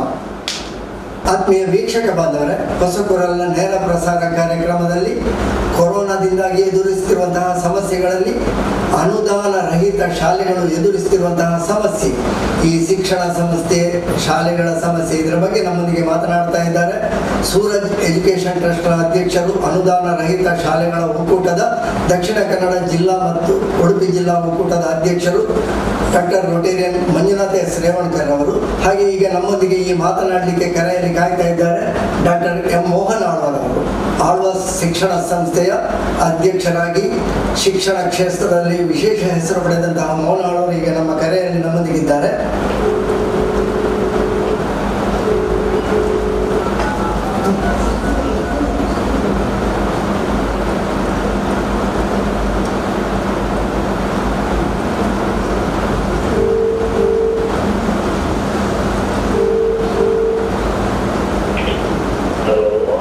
ಹಲೋ, ನಮಸ್ಕಾರ ಡಾಕ್ಟ್ರೆ. ಹೊಸಕೂರಲ್ ನ್ಯೂಸ್ ಚಾನೆಲ್ನಿಂದ ವಿದ್ಯಾಧರ್ ಮಾತಾಡ್ತಾ ಇದ್ದೇನೆ. ನಮ್ಮೊಂದಿಗೆ doctor rotarian Manjunath S Revankar ಅವರು ಇದ್ದಾರೆ. ನಮಸ್ಕಾರ ಸರ್. ನಮಸ್ಕಾರ. ಅನುದಾನ ರಹಿತ ಶಾಲೆಗಳು ಎದುರಿಸುತ್ತಿರುವಂತಹ ಸಮಸ್ಯೆ. ಕೊರೋನಾದಿಂದಾಗಿ ಎಲ್ಲರೂ ಸಮಸ್ಯೆಯಲ್ಲೇ ಇದ್ದಾರೆ. ಒಬ್ಬೊಬ್ಬರದ್ದು ಸಮಸ್ಯೆ ಒಂದೊಂದು ರೀತಿಯಲ್ಲಿದೆ. ಅದರಲ್ಲಿ ಅನುದಾನ ರಹಿತ ಶಾಲೆಗಳು ಯಾವ ರೀತಿಯಾಗಿ ಸಮಸ್ಯೆಯನ್ನು ಎದುರಿಸ್ತಾ ಇದೆ, ಶಿಕ್ಷಕರು ಯಾವ ರೀತಿಯಲ್ಲಿ ಸಂಬಳ, ಕೆಲವು ಕಡೆಯಲ್ಲಿ ಸಂಬಳ ಕೊಡ್ತಾ ಇಲ್ಲ, ಕೆಲವು ಕಡೆಯಲ್ಲಿ ಅರ್ಧ ಸಂಬಳ, ಕೆಲವು ಕಡೆಯಲ್ಲಿ ಅವರಿಗೆ ಸರಿಯಾದ ವ್ಯವಸ್ಥೆ ಇಲ್ಲ, ಈ ರೀತಿಯಾದಂತಹ ಸಮಸ್ಯೆಗಳಿವೆ. ಇದರ ಬಗ್ಗೆ ಮಂಜುನಾಥ್ ರೇವಣಕರ್ ಅವರು ಸಾಕಷ್ಟು ಮಾತನಾಡಿದರು. ಸರ್ಕಾರದ ಗೊಂದಲಗಳು, ಅದರ ರೀತಿಯ ಗೊಂದಲಗಳು, ಇದರ ಬಗ್ಗೆ ತುಂಬಾ ಮಾತನಾಡಿದರು. ನಿಮ್ಮ ಅಭಿಪ್ರಾಯವನ್ನು ತಿಳಿಸಬೇಕಾಗಿ ಕೇಳಿಕೊಳ್ತಾ ಇದ್ದೇನೆ. ನಾವು ಒಂದು ಪ್ರೈವೇಟ್ ಸಂಸ್ಥೆಗಳ ಒಂದು ಸಮಸ್ಯೆ ಬಗ್ಗೆ ನಾವು ಈ ರೀತಿ ಒಂದು ಚರ್ಚೆ ಮಾಡಿದ್ರೆ ನಮ್ಮದು ಬಹಳ ಖುಷಿಯನ್ನು ಪಟ್ಟಿದೆ. ಯಾಕಂತ ಹೇಳಿದ್ರೆ ಇವತ್ತಿಗೂ ಬಹಳ ಪ್ರಮುಖವಾದಂತಹ ನಮ್ಮ ಸರ್ಕಾರಗಳಿರ್ಬೋದು, ವಿದ್ಯಾ ಇಲಾಖೆಗಳಿರ್ಬೋದು, ಅಥವಾ ಇಡೀ ಸಮಾಜದ ಯಾವುದೇ ಆಗಲಿ ಒಂದು ಅನುದಾನ ರಹಿತ ಎಂಬ ಮಾತನ್ನು ಹೇಳಿದ್ರೆ, ಅನುದಾನ ರಹಿತವಾದಂತಹ ಒಂದು ವಿದ್ಯಾಸಂಸ್ಥೆ ಬಗ್ಗೆ ಒಂದು ಯಾವ ಚರ್ಚೆಯನ್ನು ಅವರ ಸಂಗತಿಗೆ ಬೇಕಾದಂತೆ ಒಂದು ಬೆಲೆಕೊಡುವಂತ ಸ್ಥಿತಿಯನ್ನೇ ನಾನು ಕಾಣಬೇಕು. ಇದು ನಮ್ಮ ದೇಶದ ದುರಂತ. ಯಾಕೆ ನಾನು ಹೇಳ್ತೇನೆ ಅಂತ ಹೇಳಿದ್ರೆ, ಎಲ್ಲಾ ಕ್ಷೇತ್ರಗಳಲ್ಲೂ ಒಂದು ಪ್ರೈವೇಟ್ ಮತ್ತು ಸರ್ಕಾರಿ ಎಂಬ ಎರಡು ವಿಷಯ ಇದೆ. ಈ ನಮ್ಮ ವಿದ್ಯಾಕ್ಷೇತ್ರವನ್ನು ತೆಗೆದು ನೋಡಿದ್ರೆ ಇವತ್ತು ಇಡೀ ನಮ್ಮ ದೇಶ ಆಗಿರ್ಬೋದು, ರಾಜ್ಯ ಆಗಿರ್ಬೋದು, ಜಿಲ್ಲೆ ಆಗಿರ್ಬೋದು, ಒಂದು ಊರಾಗಿರ್ಬೋದು, ಇಡೀ ನಮ್ಮ ಇದನ್ನು ಗಮನಿಸಿದರೆ ವಿದ್ಯಾಕ್ಷೇತ್ರದಲ್ಲಿ ಒಂದು ಪ್ರೈವೇಟ್ ಅಂದ್ರೆ ಅನುದಾನ ರಹಿತವಾದಂತ, ಅದು ಪ್ರಾಥಮಿಕ ಶಿಕ್ಷಣ ಇರ್ಬೋದು, ಪ್ರೌಢ ಶಿಕ್ಷಣ ಇರ್ಬೋದು, ಪದವಿ ಪೂರ್ವ ಶಿಕ್ಷಣ ಇರ್ಬೋದು, ಪದವಿ ಶಿಕ್ಷಣ ಇರ್ಬೋದು, ಉನ್ನತ ಶಿಕ್ಷಣ ಇರ್ಬೋದು, ವೃತ್ತಿಪರ ಶಿಕ್ಷಣ ಇರ್ಬೋದು, ಇದು ಎಲ್ಲರೂ ಕೂಡ ಇವತ್ತು ಒಂದು ಅನುದಾನ ರಹಿತವಾದಂತಹ ಒಂದು ಥಿಂಕಿಂಗ್ ಇಂದ, ಪ್ರೈವೇಟ್ ಥಿಂಕಿಂಗ್ ಇಂದ ಇವತ್ತು ನಮ್ಮ ದೇಶದಲ್ಲಿ ಎಂತ ದೊಡ್ಡ ಕೊಡುಗೆಯನ್ನು ಕೊಟ್ಟಿದ್ದಾರೆ ಅಂತ ಹೇಳಿ ಸರಿಯಾದ ಒಂದು ಮನಸ್ಸರಿಸಿಕೊಂಡು ಆಲೋಚನೆ ಮಾಡಿದ್ರೆ ಇದು ಗೊತ್ತಾಗ್ತದೆ. ಇವತ್ತು ಇಡೀ ನಮ್ಮ ವ್ಯವಸ್ಥೆಯಲ್ಲಿ ಅತಿ ಹೆಚ್ಚು ಒಂದು ವಿದ್ಯಾಸಂಸ್ಥೆಗಳು ಇರುವುದು ಇವತ್ತು ಪ್ರೈವೇಟ್ ಎಂಬ ಸಂಸ್ಥೆ. ಆದ್ರೆ ಇವತ್ತು ಪ್ರೈವೇಟ್ ಎಂಬ ಅನುದಾನ ರಹಿತವಾದಂತಹ ಸಂಸ್ಥೆಯನ್ನು ಎಲ್ಲರೂ ಕೂಡ ಬಹಳ ಸುಲಭದಲ್ಲಿ ಅದನ್ನು ಸಂಶಯದಲ್ಲಿ ನೋಡ್ತಾರೆ. ಅದನ್ನು ಎಲ್ಲರೂ ಕೂಡ ಲಾಭಕ್ಕಾಗಿಗಳು ಮಾಡುವುದು ಅಂತ ತಿಳ್ಕೊಂಡಿದ್ದಾರೆ. ದುಡ್ಡೆಂಬುದು ಬಹಳ ಮುಖ್ಯ. ದುಡ್ಡೆಂಬುದು ಬಹಳ ಮುಖ್ಯ. ದುಡ್ಡಿಲ್ಲದೆ, ಸಂಪತ್ತಿಲ್ಲದೆ ಯಾವುದನ್ನೂ ಮಾಡಲಿಕ್ಕೆ ಆಗುವುದಿಲ್ಲ. ಯಾವ ಕ್ಷೇತ್ರದಲ್ಲೂ ಕೆಲಸ ಮಾಡಲಿಕ್ಕೆ ಆಗುವುದಿಲ್ಲ. ಆದ್ರೆ ಆ ಕ್ಷೇತ್ರದಲ್ಲಿರುವಂತಹ ಎಲ್ಲರನ್ನು ಒಂದು ತಕ್ಕದಲ್ಲಿ ತೂಕ ಮಾಡಲಿಕ್ಕೆ ಆಗುವುದಿಲ್ಲ. ಪ್ರೈವೇಟ್ ಚಿಂತನೆ ಇಲ್ಲದೆ ವಿದ್ಯಾಸಂಸ್ಥೆ ಅದು ವಿದ್ಯೆಯಲ್ಲಿ ಒಂದು ನ್ಯಾಯ ಮಾಡಲಿಕ್ಕೆ ಸಾಧ್ಯವೇ ಇಲ್ಲ. ಸರ್ಕಾರ ಚಿಂತನೆಯನ್ನೇ ನಂಬಿಕೊಂಡು ಮುಂದೋಗಿದ್ರೆ ಈ ದೇಶದಲ್ಲಿ ಇಂಥ ದೊಡ್ಡ ವಿದ್ಯಾವಂತರಾಗಲಿಕ್ಕೆ ಸಾಧ್ಯವೇ ಇಲ್ಲ. ಇದು 100% ನಾವು ಒಪ್ಪುವಂತ ವಿಚಾರ. ಆದರೆ ಪ್ರೈವೇಟ್ ಅವರು ಎಲ್ಲಿಯಾದರೂ ಅದನ್ನು ಅತಿ ಹೆಚ್ಚು ಲಾಭದಾಯಕವಾಗಿ ಮಾಡುವಂಥದ್ದು, ಅದನ್ನು ಉದ್ದಿಮೆಯಾಗಿ, ಅದನ್ನು ಬಿಸಿನೆಸ್ ಆಗಿ ತೆಗೆದುಕೊಳ್ಳುವುದು, ಅದನ್ನು ನಿಯಂತ್ರಣ ಮಾಡುವ ಕೆಲಸ ಅದು ಸರ್ಕಾರಕ್ಕೆ, ಅದು ಇಲಾಖೆಗೆ. ಇದು 100%. ಯಾಕೆಂದರೆ ಕೆಲವರು ಲಾಭಕ್ಕಾಗಿ ವ್ಯಾಪಾರಿಗಳು ಬಂದು ಇವತ್ತು ನಮ್ಮ ರಾಜ್ಯದವರಿರ್ಬೋದು, ಹೊರ ರಾಜ್ಯದವರಿರ್ಬೋದು, ಹೊರ ದೇಶದವರಿರ್ಬೋದು, ಬೇಕಾದಷ್ಟು ಲಾಭಕ್ಕಾಗಿ, ಬಿಸಿನೆಸ್ಗಾಗಿ ಕೆಲವು ಇಂಥ ಕ್ಷೇತ್ರಗಳನ್ನು ಇಟ್ಕೊಂಡಿದ್ದಾರೆ ಗೊತ್ತು. ಆದ್ರೆ ಅದನ್ನು ಕಂಟ್ರೋಲ್ ಮಾಡುವ ಕೆಲಸ ಅದು ಸರ್ಕಾರಕ್ಕೆ. ಆದ್ರೆ ಗೊತ್ತಿರಬೇಕು, ಒಂದು ಸರ್ಕಾರಕ್ಕೆ ಗೊತ್ತಿರಬೇಕು.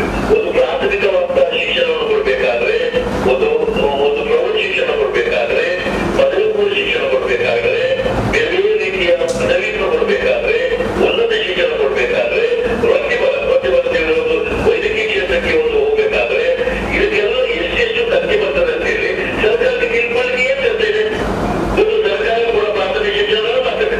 ಅದು ಕನ್ನಡ ಮಾಧ್ಯಮ ಇರ್ಬೋದು, ಯಾವುದೇ ಮಾಧ್ಯಮದಲ್ಲಿ ಇರ್ಬೋದು, ಅವರ ಅವಶ್ಯಕವಾಗಿ ಒಂದೇ ತರಗತಿಯಿಂದ 10ನೇ ತರಗತಿಯವರಿಗೆ ವಿದ್ಯಾಭ್ಯಾಸ ಕೊಡುವಾಗ ಒಂದು ಹುಡುಗನ ಮೇಲೆ ಎಷ್ಟು ಖರ್ಚಾಗ್ತದೆ ಎಂಬುದನ್ನು ಆಲೋಚನೆ ಮಾಡಿ ಅದಕ್ಕೆ ಲೆಕ್ಕ ಹಾಕಲಿಕ್ಕೆ ಅವರಿಗೆ ಖರ್ಚು ಉಂಟ. ಇವತ್ತು ಒಂದು ಉದಾಹರಣೆಗೆ ನಮ್ಮ ರಾಜ್ಯದ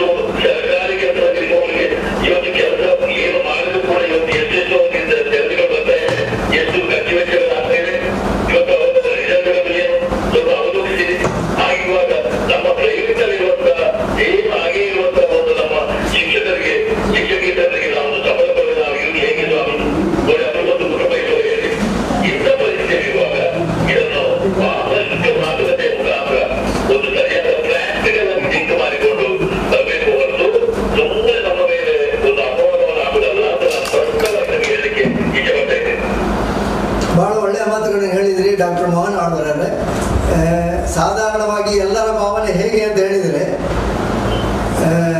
ಅನುದಾನ ರಹಿತ ಶಾಲೆಗಳು ಅಂತ ಹೇಳಿದರೆ ಇಂಗ್ಲಿಷ್ ಮೀಡಿಯಂ ಶಾಲೆಗಳು, ನೀವು ಹೇಳಿದ ಹಾಗೆ ಅತ್ಯಂತ ಹೆಚ್ಚು ಫೀಸ್ ತಗೊಳ್ಳುವ ಶಾಲೆಗಳು ಅಂತ ಹೇಳಿ ಎಲ್ಲರ ಭಾವನೆ. ಹಾಗಾಗಿ ಆ ರೀತಿಯಾದಂತಹ ಶಾಲೆಗಳು ಅಪವಾದವಾಗಿ ಬೇರೆ ಶಾಲೆಗಳು ಇವೆ, ಒಳ್ಳೆಯ ವಿದ್ಯಾಸಂಸ್ಥೆಗಳನ್ನು ಒಳ್ಳೆಯ ಶಿಕ್ಷಣವನ್ನು ಕೊಡುವಂತಹ ಸಂಸ್ಥೆಗಳು ಇವೆ ಅನ್ನುವಂತಹ ಮಾತುಗಳನ್ನು ನೀವು ಹೇಳಿದ್ರಿ.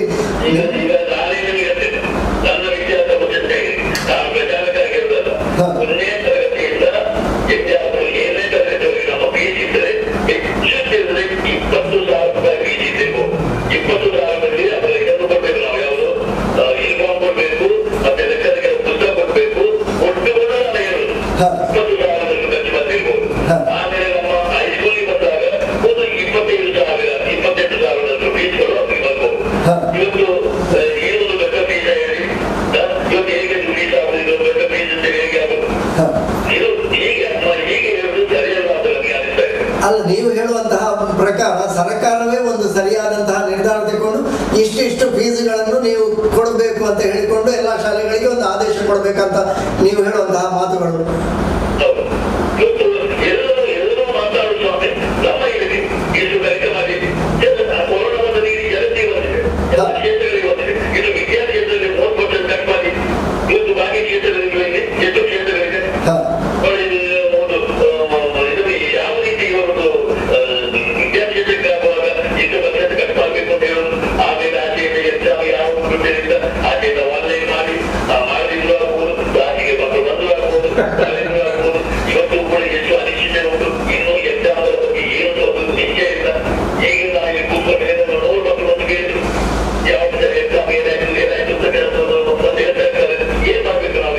ಈ ಮಾತನ್ನು ಈಗಾಗಲೇ ಮಂಜುನಾಥ್ ರೇವಣ್ಕರ್ ಅವರು ಹೇಳಿದರು, ತುಂಬಾ ಗೊಂದಲ ಇದೆ ಶಿಕ್ಷಣ ಕ್ಷೇತ್ರದಲ್ಲಿ, ಪರೀಕ್ಷೆ ಮಾಡ್ತಾರಾ ಇಲ್ವಾ, ಯಾವಾಗ ಮಾಡ್ತಾರೆ ಅಂತ ಗೊತ್ತಿಲ್ಲ ಅಂತ ಹೇಳಿದ್ರು. ಹೇಳಿ ರೇವಣ್ಕರ್. ನಮಸ್ಕಾರ ಸರ್.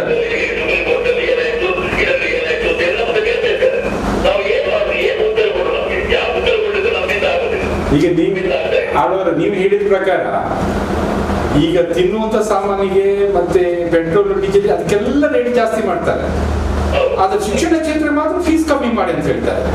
ಆಗ ಬೇರೆ ಸಾಮಾನುಗಳಿಗೆ ಯಾಕೆ ಕಮ್ಮಿ ಮಾಡಿ? ಕೊರೋನಾ ಟೈಮ್ನಲ್ಲಿ ಬಡವರಿಗೆ ಮತ್ತೆ ಮಧ್ಯಮವರಿಗೆ ಎಲ್ಲ ರೇಟ್ ಕಮ್ಮಿ ಮಾಡ್ಬೋದಿತ್ತಲ್ಲ ಗವರ್ಮೆಂಟ್.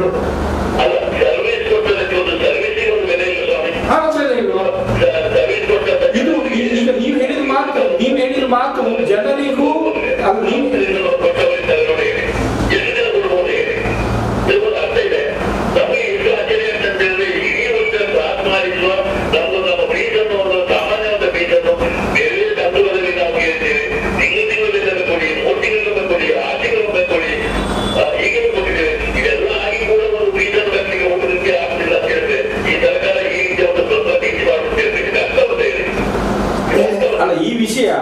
ನಮ್ಮ ಜನಸಾಮಾನ್ಯರಿಗೆ ಮತ್ತೆ ಪೋಷಕರಿಗೂ ಮತ್ತೆ ಎಲ್ಲ ಪ್ರತಿನಿಧಿಗಳಿಗೂ ವಿಷಯ ನೀವು ಹೇಳಿದ ಮಾತು ಸರಿಯಾಗಿ ಕೇಳ್ಕೋಬೇಕು, ಕೇಳ್ಕೊಂಡು ಅವರು ಒಂದು ನಿರ್ಧಾರಕ್ಕೆ ಬರಬೇಕು.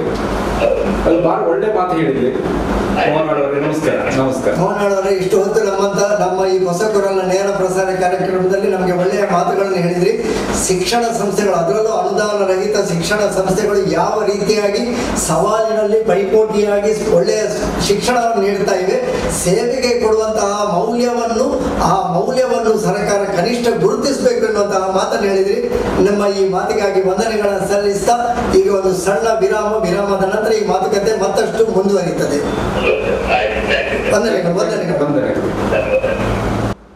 ಆತ್ಮೀಯ ವೀಕ್ಷಕ ಬಾಂಧವರೇ, ಹೊಸಕೊರಲ ನೇರ ಪ್ರಸಾರ ಕಾರ್ಯಕ್ರಮದಲ್ಲಿ ಕೊರೋನಾದಿಂದಾಗಿ ಎಲ್ಲರ ಸಮಸ್ಯೆಗಳು, ಅದರ ಮಧ್ಯದಲ್ಲಿ ಅನುದಾನ ರಹಿತ ಶಾಲೆಗಳು ಎದುರಿಸುತ್ತಿರುವಂತಹ ಸಮಸ್ಯೆ ಮತ್ತು ಶಿಕ್ಷಣ ಕ್ಷೇತ್ರದ ಸವಾಲುಗಳು. ಯಾಕೆಂತ ಹೇಳಿದ್ರೆ ಈ ಕೊರೋನಾ ಸಂದರ್ಭದಲ್ಲಿ ಮಕ್ಕಳಿಗೆ ಒಂದು ಶಿಕ್ಷಣ ಕೊಡುವುದೇ ದೊಡ್ಡ ಸವಾಲಾಗಿದೆ. ನೀವು ಹೇಳ್ತಾ ಇದ್ದೀರಾ, ಮಕ್ಕಳಿಗೂ ಅವರ ಮನಸ್ಥಿತಿ ಬಹಳ ಕಷ್ಟದಲ್ಲಿದ್ದಾರೆ. ಈಗ ನಮಗೆ ಡಾಕ್ಟರ್ ಎಂ ಮೋಹನ್ ಆಳ್ವರು ವಿದ್ಯಾಗಿರಿಯಲ್ಲಿ ಬಹಳ ದೊಡ್ಡ ವಿದ್ಯಾಸಂಸ್ಥೆ ನಡೆಸ್ತಾರೆ. ಬಹುಶಃ ಎಲ್ಲರಿಗೆ ಮನ ಮುಟ್ಟುವ ಹಾಗೆ ಪೋಷಕರಿಗೂ ಗೊತ್ತಾಗಬೇಕು, ಮತ್ತೆ ಎಲ್ಲ ಜನಪ್ರತಿನಿಧಿಗಳು ಗೊತ್ತಾಗಬೇಕು, ಮತ್ತೆ ಎಲ್ಲರಿಗೂ ಇದರ ವಿಷಯ. ಯಾಕೆ ಎಲ್ಲರೂ ಏನ್ ತಿಳ್ಕೊಂಡಿದ್ದಾರೆ, ಅನುದಾನ ರಹಿತ ಶಾಲೆಗಳು ಶ್ರೀಮಂತರು, ಅದೊಂದು ಬಿಟ್ಟರೆ ಬೇರೆ ಏನು ತಿಳ್ಕೊಂಡಿಲ್ಲ. ನಮ್ಗೆ ಎಷ್ಟು ಲೋನ್ ಇದೆ, ಏನಿದೆ, ಎಷ್ಟು ಕಷ್ಟ ಇದೆ, ಗವರ್ಮೆಂಟ್ ಒಂದು ರೂಪಾಯಿ ನಮಗೆ ಬರುವುದಿಲ್ಲ. ಆದ್ರೆ ಇಲ್ಲಿ ತನಕ ನಾವು ಇಷ್ಟು ತನಕ ನಾವು 1 ರೂಪಾಯಿ ಸುದ ಗವರ್ಮೆಂಟ್ ಇಂದ ಕೇಳಿಲ್ಲ. ಆದ್ರೆ ಈಗ ಶಿಕ್ಷಕರು ಬಹಳ ಕಷ್ಟದಲ್ಲಿದ್ದಾರೆ. ಅದಕ್ಕೆ ಅವರಿಗೆ ಏನಾದರೂ ಒಂದು 2ನೇ ಪ್ಯಾಕೇಜ್ ಅಲ್ಲಿ ಏನಾದರೂ ಯಾಕಂದ್ರೆ ನನ್ನ ಒಂದು ಮನವಿ ಏನಂತ ಹೇಳಿದ್ರೆ, ಎಲ್ಲಿ ತನಕ ಲಾಕ್ಡೌನ್ ಆಗ್ತದೆ, ಗವರ್ಮೆಂಟ್ ಲಾಕ್ಡೌನ್ ಯಾವ ತನಕ ಹಾಕ್ತಾರೆ ಅಲ್ಲಿ ತನಕ ನೀವು ತಿಂಗಳಿಗೆ ಒಂದು 5,000 ರೂಪಾಯಿ ಆದ್ರೂ ಕೊಡಿ.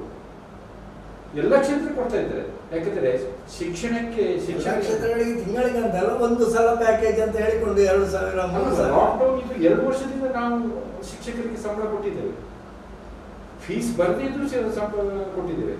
ಈಗ ನಮ್ಗೆ ಸಂಬಳ ಫೀಸೇ ಬರ್ದಿದ್ರೆ ಎಲ್ಲರಿಗೂ ಪಾಸ್ ಮಾಡಿ ಅಂತ ಹೇಳಿದ್ರು, ಎಲ್ಲರಿಗೂ ಪಾಸ್ ಮಾಡಾಗಿತ್ತು. ಈ ಬಗ್ಗೆ ಮಾತಾಡ್ಲಿಕ್ಕೆ ನಮ್ಮೊಂದಿಗೆ ಪುರಾಣಿಕರವರು ಕಾಯ್ತಾ ಇದ್ದಾರೆ, ಶಾರದಾ ವಿದ್ಯಾಸಂಸ್ಥೆಗಳ ಅಧ್ಯಕ್ಷರು. ಈಗ ಅವರ ಕರೆಯನ್ನು ನೋಡೋಣ. ಸರ್ ನಮಸ್ಕಾರ. ನಮಸ್ಕಾರ ಪುರಾಣಿಕರವರೇ. ನಮ್ಮೊಂದಿಗೆ ಮಂಜುನಾಥ್ ಎಸ್ ರೇವಣ್ಕರ್ ಅವರು ಇದ್ದಾರೆ ನೇರ ಪ್ರಸಾರದಲ್ಲಿ. ನಮಸ್ಕಾರ ಸರ್. ನಮಸ್ಕಾರ ಸರ್. ಅನುದಾನ ರಹಿತ ಶಾಲೆಗಳು ಯಾವ ರೀತಿಯಲ್ಲಿ ಸಂಕಷ್ಟದಲ್ಲಿವೆ, ಏನು ಸಮಸ್ಯೆಗಳನ್ನು ಎದುರಿಸ್ತಾ ಇವೆ, ಸರ್ಕಾರದ ಶಿಕ್ಷಣದ ನೀತಿಯ ಗೊಂದಲಗಳು, ಇದರ ಬಗ್ಗೆ ಸಾಕಷ್ಟು ನಾವು ಮಾತನಾಡಿದ್ದೇವೆ.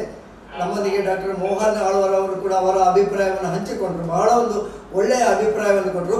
ನಮ್ಮ ಸೇವಾ ನಿಷ್ಪ್ರತೆಯನ್ನಾದರೂ ಸರ್ಕಾರ ಗುರುತಿಸಬೇಕು, ಅದಕ್ಕೊಂದು ಮೌಲ್ಯ ಕೊಡಬೇಕು ಅಂತ ಒಂದು ಮಾತನ್ನು ಹೇಳಿದರು. ಎಲ್ಲರನ್ನು ಒಂದೇ ತಕ್ಕಡಿಯಲ್ಲಿ ತೂಗುವುದಲ್ಲ ಎನ್ನುವಂತಹ ಶಿಕ್ಷಣ ಸೇವೆಯ ಮೌಲ್ಯವನ್ನು ಅವರು ಹೇಳಿದರು. ನಿಮ್ಮ ಅಭಿಪ್ರಾಯ ಏನು ಹೇಳಿ ಪುರಾಣಿಕರವರೇ?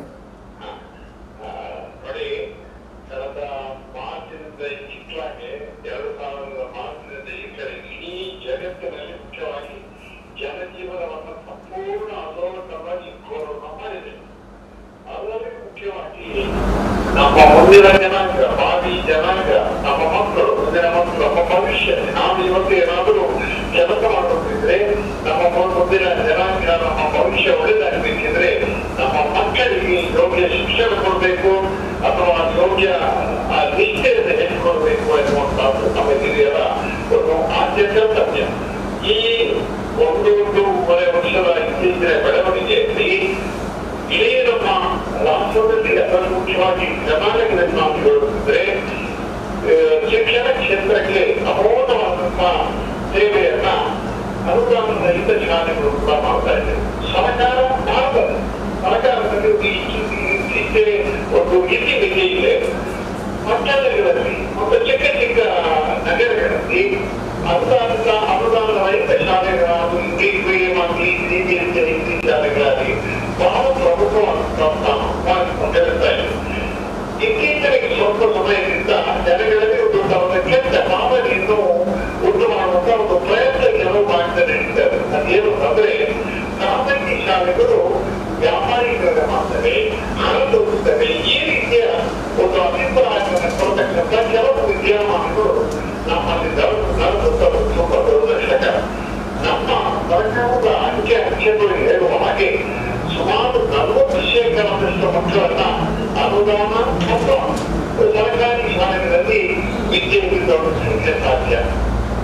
ಹಾಗೆ ಸುಮಾರು 60-55% 60% ಮಕ್ಕಳು ಅನುದಾನ ರಹಿತ ಶಾಲೆಗಳನ್ನು ಮಾಡ್ತಾರೆ. ಕನ್ನಡ ಮಾಧ್ಯಮ ಇರ್ಬೋದು, ಇಂಗ್ಲಿಷ್ ಮಾಧ್ಯಮ ಇರ್ಬೋದು, CBSE ಇರ್ಬೋದು, ICS ಇರ್ಬೋದು, ಯಾವುದೇ ಮಾಧ್ಯಮ ಮಾಡ್ತಾರೆ.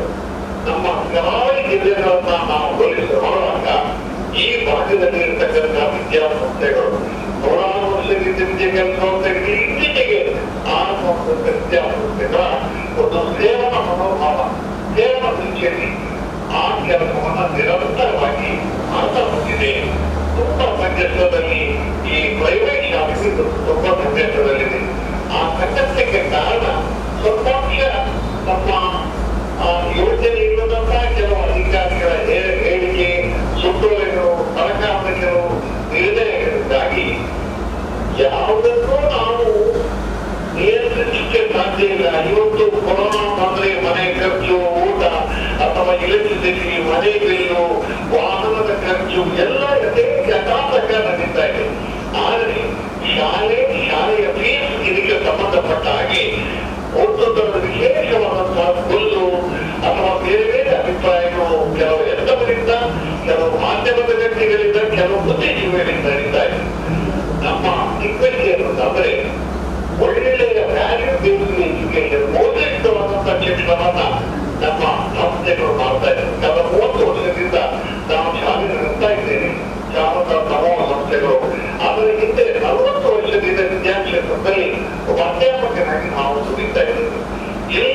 ನಮ್ಮ ಮಾನಸಿಕತೆ ಏನು ಅಂತಂದ್ರೆ ಮುಂದಿನ ಜನಾಂಗಕ್ಕೆ ಮಕ್ಕಳಿಗೆ ಒಳ್ಳೆಯ ಆಧುನಿಕ ಶಿಕ್ಷಣದ ಜೊತೆ ಮೌಲ್ಯಯುತ ಶಿಕ್ಷಣವನ್ನು ಕೊಡಬೇಕು.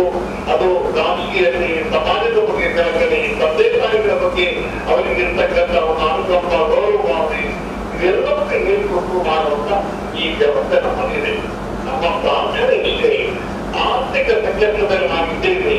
ಸರ್ಕಾರದ ಸುತ್ತೋಲೆಗಳಿಂದ, ಹೇಳಿಕೆಗಳಿಂದ ಒತ್ತಡವನ್ನ ನಾವು ಅನಾವಶ್ಯಕವಾಗಿ ಸೃಷ್ಟಿ ಮಾಡಿದ್ದಾರೆ. ಇದರ ಪರಿಣಾಮ ಎಷ್ಟೋ ಜನ ಹೆತ್ತವರು ಕೂಡ ಇವತ್ತು ಅವರಿಗೆ ಬೇಕಾದಷ್ಟು ಸಮರ್ಥನ ಕೊಟ್ಟರು ಕೂಡ ನಾವು ಫೀಸನ್ನ ಇದನ್ನ ಪಾಲಿಸಲಿಕ್ಕೆ ಹೋಗ್ತಾ ಇದ್ದೆ ನೋಡ್ತಾ ಇದ್ದಾರೆ. ಇದರ ಪರಿಣಾಮವಾಗಿ ಬಹಳ ಕಷ್ಟದಿಂದ ನಾವು ಶಿಕ್ಷಕೇತರರಿಗೆ ನಾವು ಸಂಬಳವನ್ನು ಕೊಡ್ತಾ ಇದ್ದೇವೆ. ನಾವು ಯಾವುದನ್ನಾದ್ರೂ ಶಿಕ್ಷಣವನ್ನೇ, ಉದ್ಯೋಗವನ್ನೇ ನಂಬಿಕೊಂಡಿದ್ದಂತಹ ಶಿಕ್ಷಕೇತರ ಸಿಬ್ಬಂದಿಗಳು ಅವರ ಬದುಕು ಏನಾಗಬೇಕು, ಅವರಿಗೆ ಸಮಸ್ಯೆಗಳಿವೆ. ಆದ್ರಿಂದ ಅದರಲ್ಲಿ ನಾವು ಕೊರತೆಯನ್ನು ಮಾಡುವಂತಹದ್ದು ಸರಿಯಲ್ಲ.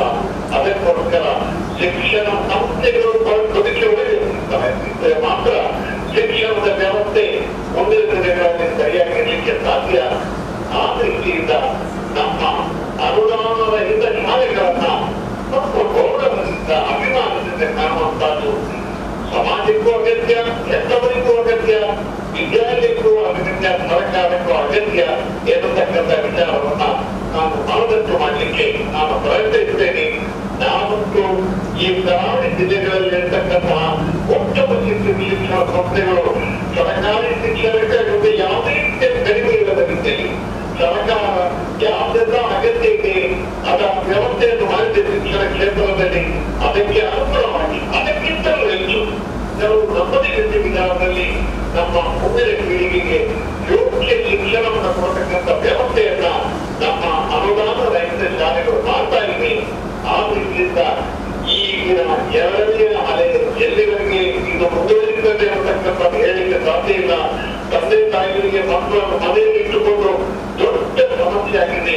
2 ತಿಂಗಳು 3 ತಿಂಗಳು ಹೊರಬಹುದು, ತಿಂಗಳಾದ್ಮೇಲೆ ಮಕ್ಕಳನ್ನ 4 ಗೋಡೆಗಳೊಳಗೆ ಇರುವುದು ಕಷ್ಟ. ಈ ಪರಿಸ್ಥಿತಿ ಸುಧಾರಣೆ ಆದ ಕೂಡಲೇ ಖಂಡಿತವಾಗಿಯೂ ಮಕ್ಕಳನ್ನ ನಾವು ಶಾಲೆಗಳಿಗೆ ಬರೋ ಹಾಗೆ ಮಾಡಿ ಒಳ್ಳೆಯ ಶಿಕ್ಷಣವನ್ನು ಮುಂದುವರಿಸುತ್ತೇವೆ. ಅಲ್ಲಿಯವರೆಗೆ ಶಿಕ್ಷಕರ ಬಗ್ಗೆ, ಈ ಶಿಕ್ಷಣ ಸಂಸ್ಥೆಗಳ ಬಗ್ಗೆ ಸ್ವಲ್ಪ ಗೌರವದಿಂದ, ಅನುಕಂಪದಿಂದ, ನ್ಯಾಯಯುತವಾಗಿ ಅವರಿಗೆ ಏನೆಲ್ಲ ತರಬೇಕು ಅದರ ಬಗ್ಗೆ ಸರ್ಕಾರ ಮತ್ತು ಸಂಸ್ಥೆಗಳು ಯೋಚಿಸುವಂತಹದ್ದು ಅತ್ಯಂತ ಅಗತ್ಯ ಎನ್ನತಕ್ಕಂಥದ್ದು ನಮ್ಮ ಅಭಿಪ್ರಾಯ. ಬಹಳ ಒಳ್ಳೆಯ ಮಾತನ್ನು ಹೇಳಿದಿರಿ ಪುರಾಣಿಕರವರೇ. ಶಿಕ್ಷಣ ಸಂಸ್ಥೆಗಳನ್ನು ಬಹಳ ಗೌರವಯುತವಾಗಿ ನಡೆಸಿಕೊಳ್ಬೇಕು, ಸರ್ಕಾರದ ಕರ್ತವ್ಯ ಇದು. ಪೋಷಕರು ಕೂಡ ಇದನ್ನು ತಿಳ್ಕೊಳ್ಬೇಕು ಎನ್ನುವಂತಹ ಮಾತನ್ನು ಹೇಳಿದ್ರಿ. ಈ ಬಗ್ಗೆ ರೇವಣ್ಕರ್ ಅವರು ಏನು ಹೇಳ್ತಾರೆ ಕೇಳುವ, ನಿಮ್ಮೊಂದಿಗೆ ಮಾತಾಡ್ತಾರೆ ಅವರೀಗ. ನಮಸ್ಕಾರ ಪುರಾಣಿಕರೇ. ಈಗ ನೀವು ಹೇಳಿದ್ದನ್ನ ಜನಪ್ರತಿನಿಧಿಗಳು ಮತ್ತು ಈ ಸರ್ಕಾರಕ್ಕೆ ಕಟ್ಟಬೇಕು. ಯಾಕಂದ್ರೆ ನಮ್ಮನ್ನ ಒಂದು ಬೇರೆ ರೀತಿಯಲ್ಲಿ ನೋಡ್ತಾ ಇದ್ದಾರೆ. ನಾವೆಲ್ಲ ಬಹಳ ಶ್ರೀಮಂತರು, ಆ ಥರ ಅವರಿಗೆ ಅನುದಾನ ರಹಿತ ಶಾಲೆ ಅಂದರೆ ಅವರಿಗೇನು ಕಮ್ಮಿ ಇಲ್ಲ, ಆ ಥರ ಭಾವನೆ ಇದೆ. ಹಾಗಾಗಿ ನೀವು ಮತ್ತೆ ಪುರಾಣಿಕರು ಮತ್ತೆ ಮೋಹನ್ ಅವರು ಹೇಳಿದ್ದು ಇಲ್ಲಿಯ ಇಡೀ ಕರ್ನಾಟಕದ ಜನಪ್ರತಿನಿಧಿಗಳಿಗೆ ಹಾಗೂ ಸರ್ಕಾರಕ್ಕೆ ಸಹ ಗಮನಕ್ಕೆ ತರುವಂಥ ಕೆಲಸ ಹೊಸ ಕುರುಗಳಲ್ಲಿ ಆಗ್ತಾ ಇದೆ ಅಂತ ಹೇಳಲಿಕ್ಕೆ ನಾನು ಇಚ್ಛೆ ಬಯಸ್ತೇನೆ. ಈ ಮಾತನ್ನು ಪುನಃ ನಿಮ್ಮ ಮಾತನ್ನು ಘೋಷಣೆ ಕೊಡ್ತೇನೆ. ಒಂದು ಪಕ್ಷ ಅನುದಾನ ರಹಿತ ಶಾಲೆಗಳು ವಿಶೇಷವಾದಂತಹ ಕಿರುಕುಳ ಬಂದಾಗ ಮಕ್ಕಳನ್ನ ಈಗ ಕಷ್ಟ ಅಂತ ತೀರ್ಮಾನ ಮಾಡಿಕೊಂಡಾಗ ವಿದ್ಯಾಕ್ಷೇತ್ರಕ್ಕೆ ಮುಂದಿನ ಪೀಳಿಗೆಗೆ ತುಂಬಲಾದ ನಷ್ಟ ಸಂಭವಿಸುವಂತಹ ಸಾಧ್ಯತೆ ಇದೆ. ಆದ್ರಿಂದ ನಾವು ಬಹಳ ಎಚ್ಚರಿಕೆಯಿಂದ ವಿಶೇಷವಾದಂತಹ ಗಮನ ಕೊಟ್ಟು ಈ ವಿದ್ಯಾಕ್ಷೇತ್ರವನ್ನ, ಈ ಶಾಲೆಗಳನ್ನ, ಶಾಲೆಯ ಶಿಕ್ಷಕರನ್ನ, ಆ ವ್ಯವಸ್ಥಾಪಕರನ್ನ ನಡೆಸಿಕೊಳ್ಳುವಂತಹದ್ದು ಸರ್ಕಾರ, ಜನಪ್ರತಿನಿಧಿಗಳು, ಸಮಾಜ ಎಲ್ಲ ಕರ್ತವ್ಯ ಅಂತೇಳಿ ಅತ್ಯಂತ ಕಳಕಳಿಯಿಂದ ನಾವು ನಿರ್ವಹಿಸಿಕೊಳ್ತೇವೆ. ಬಹಳ ಒಳ್ಳೆಯ ಮಾತುಗಳು. ನಮ್ಮ ಭವಿಷ್ಯವನ್ನು ನಿರ್ಧಾರ ಮಾಡುವುದು, ಭವಿಷ್ಯ ಅಂತ ಹೇಳಿದರೆ ನಮ್ಮ ಮಕ್ಕಳ ಭವಿಷ್ಯ, ಅದು ಶಾಲಾ ಶಿಕ್ಷಣ ಸಂಸ್ಥೆಗಳಿಂದ ಆಗ್ತಾ ಇವೆ. ವಿದ್ಯಾರ್ಥಿಗಳ ಗಮನ ಗುರುಗಳ ಮೂಲಕವಾಗಿ ಪೋಷಕವಾಗುತ್ತದೆ ಎನ್ನುವಂತಹ ಮಾತುಗಳನ್ನ ಹೇಳಿದ್ರಿ. ವಂದನೆಗಳು ಪುರಾಣಿಕರವರೇ ನಿಮ್ಮ ಮಾತುಗಳಿಗಾಗಿ. ಧನ್ಯವಾದ. ವಂದನೆಗಳು. ರೇವಣ್ಕರ್ ಅವರೇ ಬಹಳ ಒಳ್ಳೆಯ ಮಾತುಗಳನ್ನು ಹೇಳಿದ್ದಾರೆ. ಈ ಪುರಾಣಿಕರು ಮತ್ತು ಮೋಹನ್ ಅವರು ಒಳ್ಳೆ ಮಾತು ಹೇಳಿದ್ದಾರೆ. ನನ್ನೊಂದು ಇಚ್ಛೆ, ದೇಶದ ಭವಿಷ್ಯ ಒಳ್ಳೆಯದಾಗಬೇಕಾದ್ರೆ ಶಿಕ್ಷಣ ಕ್ಷೇತ್ರ ಒಳ್ಳೆಯದಾಗಬೇಕು. ಶಿಕ್ಷಣ ಕ್ಷೇತ್ರ ಒಳ್ಳೆಯದಾಗಬೇಕಾದ್ರೆ ಟೀಚರ್ಸ್ ಒಳ್ಳೆಯದಾದರೆ ಮಾತ್ರ ನಮ್ಮ ಮಕ್ಕಳ ಭವಿಷ್ಯ ಒಳ್ಳೆಯದಾಗುತ್ತೆ. ಅದಕ್ಕೋಸ್ಕರ ನಾನು ಈ 2ನೇ ಅಲ್ಲಿಯಲ್ಲಿ ಗೌರ್ಮೆಂಟಿಗೆ ನಾನು ಒತ್ತಾಯ ಮಾಡೋದು ಏನಂತ ಹೇಳಿದರೆ, ಅಟ್ಲೀಸ್ಟ್ ನೀವು ಈ ಕೊರೋನಾ ಪೀರಿಯಡಲ್ಲಿ ಶಿಕ್ಷಕರಿಗೆ ಒಂದು ತಿಂಗಳಿಗೆ 5,000 ರೂಪಾಯಿ ಅದು ಕೊಡಲೇಬೇಕು. ನೀವು ಕೊಡದೇ ಇದ್ದರೆ ಮುಂದಿನ ದಿನಗಳಲ್ಲಿ ಶಾಲೆಗೆ ಸುದ ನಾವು ಬಂದ್ ಮಾಡಲಿಕ್ಕೆ ರೆಡಿ. ನಮ್ಗೆ ಅಷ್ಟು ಬೇಸರ ಆಗಿದೆ. ಯಾಕಂದರೆ ಶಾಲೆಯಲ್ಲಿ ನಾವು ಎಷ್ಟು ಕಷ್ಟಪಡ್ತಾ ಇದ್ದೇವೆ ಅಂತ ಹೇಳಿದರೆ ಅದು ನಮಗೆ ಗೊತ್ತು. ಯಾಕಂದರೆ ಒಂದು ಆನ್ಲೈನ್ ಕ್ಲಾಸ್ ಆಗಲಿ, ಏನು ಕ್ಲಾಸ್ ಆಗಲಿ, ಎಷ್ಟು ಕಷ್ಟಪಡ್ತಾ ಇದ್ದೇವೆ. ಅದಕ್ಕೋಸ್ಕರ ನಾನು ಸರ್ಕಾರದಲ್ಲಿ ಒಂದು ಮನವಿ ಇದೆ. ಯಾಕಂದರೆ ಗುರುವಿನ ಶಾಪ ಸರ್ಕಾರಕ್ಕೆ ಬೇಡ. ಗುರುವಿನ ಗುಲಾಮನಾಗೋ ತನಕ ದೊರೆಯದಣ್ಣ ಮುಕ್ತಿ ಅಂತೇಳಿ ಗಾದೆ ಇದೆ. ಮಹಾಭಾರತದಲ್ಲಿ, ರಾಮಾಯಣದಲ್ಲಿ, ಪುರಾಣದಲ್ಲಿ ಹೇಳ್ತಾರೆ, ಗುರುವಿನ ಒಂದು ಶಾಪ ತಟ್ಟಿದರೆ ಅದು ಯಾರಿಗೂ ಬರ್ಕತ್ತಿಲ್ಲ. ಹಾಗಾಗಿ ನಾನು ಸರ್ಕಾರಕ್ಕೆ ಒಂದು ಮನವಿ ಮಾಡೋದೇನಂದರೆ, ಅಟ್ಲೀಸ್ಟ್ 2ನೇ ಇದಕ್ಕೆ ಸರ್ಕಾರದಿಂದ ನಮ್ಮ ಶಿಕ್ಷಕರಿಗೊಂದು ಸಹಾಯಧನ ಕೊಡಬೇಕಂತೇಳಿ ನಾನು ಅನುದಾನ ರಹಿತ ಶಾಲೆಯ ಒಕ್ಕೂಟಗಳ ಅಧ್ಯಕ್ಷನಾಗಿ, ದಕ್ಷಿಣ ಕನ್ನಡ ಜಿಲ್ಲೆ ಹಾಗೂ ಉಡುಪಿ ಜಿಲ್ಲೆ ಅಧ್ಯಕ್ಷನಾಗಿ ನಾನು ನಿಮ್ಮಲ್ಲಿ ಒತ್ತಾಯಪೂರ್ವಕವಾಗಿ ಹಾಗೂ ಮನಪೂರ್ವಕವಾಗಿ ವಿನಂತಿಸುತ್ತೇನೆ. ಆತ್ಮೀಯ ವೀಕ್ಷಕ ಬಂಧುಗಳೇ, ಕೊರೋನಾ ಮತ್ತು ಲಾಕ್ಡೌನ್ ಸಮಸ್ಯೆಗಳಿಂದಾಗಿ ಎಲ್ಲರ ಜನಜೀವನ ಹೈರಾಣಾಗಿದೆ, ಬದುಕು ದುರ್ಬಲವಾಗಿದೆ. ಈಗಾಗಲೇ ಪ್ರೊಫೆಸರ್ ಎಂ ಬಿ ಪುರಾಣಿಕರವರು ಈ ಮಾತನ್ನು ಉಲ್ಲೇಖಿಸಿದರು. ವಿಶ್ವಕ್ಕೆ ಇದು ಮಾರಿಯಾಗಿ ಬದುಕನ್ನೇ ತಲ್ಲಣಗೊಳಿಸಿದೆ. ಒಂದು ಕಡೆಯಿಂದ ಕೊರೋನಾವನ್ನು ಗೆಲ್ಲುವಂತಹ ಸವಾಲು, ಇನ್ನೊಂದು ಕಡೆಯಿಂದ ಕೊರೋನಾವನ್ನು ಗೆದ್ದು ಬದುಕಿ ತೋರಿಸುವಂತಹ ಸವಾಲು. ಈ ಎರಡೂ ಸವಾಲುಗಳನ್ನು ನಾವು ಎದುರಿಸಬೇಕಾಗಿದೆ. ಈ ಸವಾಲುಗಳು ಕೇವಲ ಶಿಕ್ಷಣ ಕ್ಷೇತ್ರಕ್ಕೆ ಅಥವಾ ಅನುದಾನ ರಹಿತ ಶಾಲೆಗಳಿಗೆ ಮಾತ್ರ ಇರುವುದಲ್ಲ, ಎಲ್ಲರಿಗೂ ಇದೆ. ಆದರೆ ಎಲ್ಲರೂ ಅವರವರ ಸಮಸ್ಯೆಯಲ್ಲಿ ಇದ್ದಾರೆ. ಅನುದಾನ ರಹಿತ ಶಾಲೆಗಳು ಯಾವ ರೀತಿಯಲ್ಲಿ ಸಮಸ್ಯೆಯನ್ನು ಎದುರಿಸ್ತಾ ಇವೆ ಎನ್ನುವುದನ್ನು ನಿಮ್ಮ ಮಾತುಗಳ ಮೂಲಕವಾಗಿ ನೀವು ಹೇಳಿದ್ರಿ. ಡಾಕ್ಟರ್ ಮೋಹನ್ ಆಳ್ವರ್ ಹೇಳಿದರು, ಪ್ರೊಫೆಸರ್ ಎಂ ಬಿ ಪುರಾಣಿಕರವರು ಹೇಳಿದರು. ಈ ಎಲ್ಲ ಮಾತುಗಳಿಗೆ ಪೂರಕವಾಗಿ ಸರ್ಕಾರದಿಂದ ಕೊನೆಗೆ ಏನು ನೀವು ನಿರೀಕ್ಷೆ ಮಾಡ್ತಾ ಇದ್ದೀರಿ? ಅನುದಾನ ನಿರೀಕ್ಷೆ ಮಾಡ್ತೇವೆ. ದಯಮಾಡಿ ನಮ್ಮ ಶಿಕ್ಷಕರ ಅನುದಾನ ಕೊಡಿ.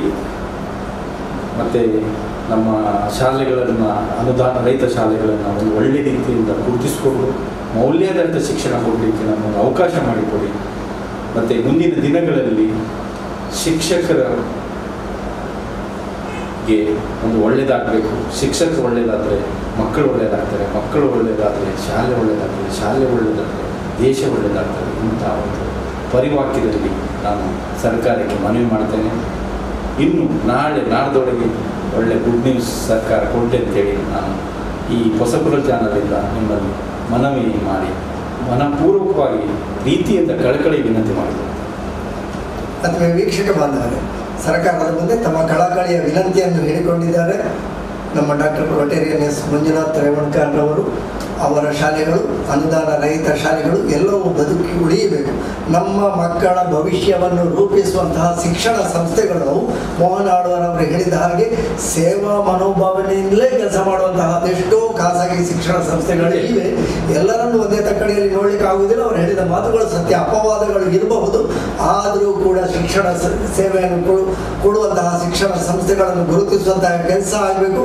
ಆ ಮೂಲಕವಾಗಿ ಅವರ ಸಮಸ್ಯೆಗಳು ಬಗೆಹರಿಯಬೇಕು ಎನ್ನುವಂತಹ ಮಾತುಗಳ ಮೂಲಕವಾಗಿ ಎಲ್ಲರಿಗೂ ಸಮಸ್ಯೆ ಇದೆ. ಎಲ್ಲರ ಸಮಸ್ಯೆ ಪ್ರಾರ್ಥನೆಗೆ ಕೊರೋನಾ ಮುಕ್ತವಾಗಬೇಕು. ಕೊರೋನಾ ಮುಕ್ತವಾಗಬೇಕಿದ್ರೆ ನಾವೆಲ್ಲರೂ ಸ್ವಲ್ಪ ಸಮಯ ಕಠಿಣ ನಿಯಮಗಳನ್ನು ಸಹಿಸಿಕೊಳ್ಳಲೇಬೇಕಾಗ್ತದೆ. ಆ ಕಠಿಣ ನಿಯಮಗಳ ಮೂಲಕವಾಗಿ ಕೊರೋನಾವನ್ನು ಗೆಲ್ಲೋಣ, ಆ ನಂತರ ಬದುಕನ್ನು ಗೆಲ್ಲೋಣ ಅಂತ ಹೇಳಿಕೊಳ್ಳುತ್ತಾ ಈ ಮಾತುಕತೆಯನ್ನು ಇಲ್ಲಿಗೆ ಮುಕ್ತಾಯ ಮಾಡ್ತಾ ಇದ್ದೇವೆ. ಕೊನೆಯಲ್ಲಿ ಜೀವ ಇದ್ದರೆ ಜೀವನ ಇದ್ದರೆ ನಾವು ಶಿಕ್ಷಣವನ್ನು ಕಲಿಯಲಿಕ್ಕೆ ಸಾಧ್ಯ ಉಂಟು ಅನ್ನುವಂತಹ ಒಂದು ವಾಕ್ಯದಲ್ಲಿ ನಮ್ಮ ಶಿಕ್ಷಣ ಕ್ಷೇತ್ರಕ್ಕೆ ಒಂದು ಒಳ್ಳೆ ಮೌಲ್ಯಧಾರಿತ ಒಂದು ಶಿಕ್ಷಣವನ್ನು ಕೊಡುವಂಥ ಧೈರ್ಯ ಸರ್ಕಾರ ಕೊಡಲಿ ಅಂತ ಹೇಳಿ ನಾನು ಇನ್ನು ಮತ್ತೊಮ್ಮೆ ಕಳಕಳಿಯಾಗಿ ವಿನಂತಿ ಮಾಡ್ತೇನೆ. ನಾನು ಆಗಲೇ ಹೇಳಿದ ಹಾಗೆ ಕೊರೋನಾವನ್ನು ಗೆಲ್ಲಬೇಕು. ಯಾಕೆಂದ್ರೆ ಕೊರೋನಾ ಗೆಲ್ಲುವುದು ಒಂದು ಸವಾಲು. ದೊಡ್ಡ ಸವಾಲು. ಆ ಕೊರೋನಾವನ್ನು ಗೆದ್ದ ನಂತರ ಬದುಕನ್ನು ಗೆಲ್ಲಬೇಕು, ಅದು ಮುಂದಿನ ಸವಾಲು. ಎರಡು ಸವಾಲುಗಳು ನಮ್ಮ ಮುಂದೆ ಇದೆ. ಯಾವುದಕ್ಕೂ ನಾವು ಕಂಗೆಡಬೇಕಾದದ್ದಿಲ್ಲ. ಬದುಕು ಅಂತ ಇದ್ರೆ ಖಂಡಿತವಾಗಿಯೂ ಬದುಕನ್ನು ಗೆಲ್ಲಲಿಕ್ಕೆ ಅವಕಾಶಗಳು, ಹಲವು ದಾರಿಗಳು ನಮಗೆ ಖಂಡಿತವಾಗಿ ಇರಬಹುದು. ಆ ದಾರಿಗಳನ್ನು ನಾವು ಹುಡುಕೋಣ, ನಮ್ಮ ದಾರಿಯಲ್ಲಿ ನಾವು ಯಶಸ್ವಿ ಆಗೋಣ ಅಂತ ಹೇಳಿಕೊಳ್ಳುತ್ತಾ ಈ ಮಾತುಕತೆಯಲ್ಲಿ ಭಾಗವಹಿಸಿದಂತಹ doctor Rotarian Manjunath S Revankar ಅವರಿಗೆ ನಾವು ವಂದನೆಗಳನ್ನು ಸಲ್ಲಿಸ್ತಾ ಇದ್ದೇವೆ. ಹಾಗೂ ಮಾತುಗಳ ಮೂಲಕವಾಗಿ ನಮ್ಮ ಅಭಿಪ್ರಾಯವನ್ನು ಈ ಹೊಸಕುಳಲ್ ನೇರ ಪ್ರಸಾರದಲ್ಲಿ ತಿಳಿಸಿದಂತಹ ಆಳ್ವಾಸ್ ವಿದ್ಯಾಸಂಸ್ಥೆಯ ಸಂಸ್ಥಾಪಕ ಅಧ್ಯಕ್ಷರಾಗಿ ಶಿಕ್ಷಣ ಕ್ಷೇತ್ರದಲ್ಲಿ ಉನ್ನತ ಸೇವೆಯನ್ನು ನೀಡುತ್ತಿರುವಂತಹ ಡಾಕ್ಟರ್ ಎಂ ಮೋಹನ್ ಆಳ್ವರ್ ಅವರಿಗೆ, ಹಾಗೆಯೇ ಶಾರದಾ ವಿದ್ಯಾಸಂಸ್ಥೆಗಳ ಅಧ್ಯಕ್ಷರು ಪ್ರೊಫೆಸರ್ MB ಪುರಾಣಿಕ್ ಅವರಿಗೆ ಈ ಸಂದರ್ಭದಲ್ಲಿ ವಂದನೆಗಳನ್ನು ಸಲ್ಲಿಸುತ್ತಾ ಎಲ್ಲರಿಗೂ ವಂದನೆಗಳು. ಎಲ್ಲರಿಗೂ ಸುಖವಾಗಲಿ. ನಮಸ್ಕಾರ. ನಮಸ್ಕಾರ.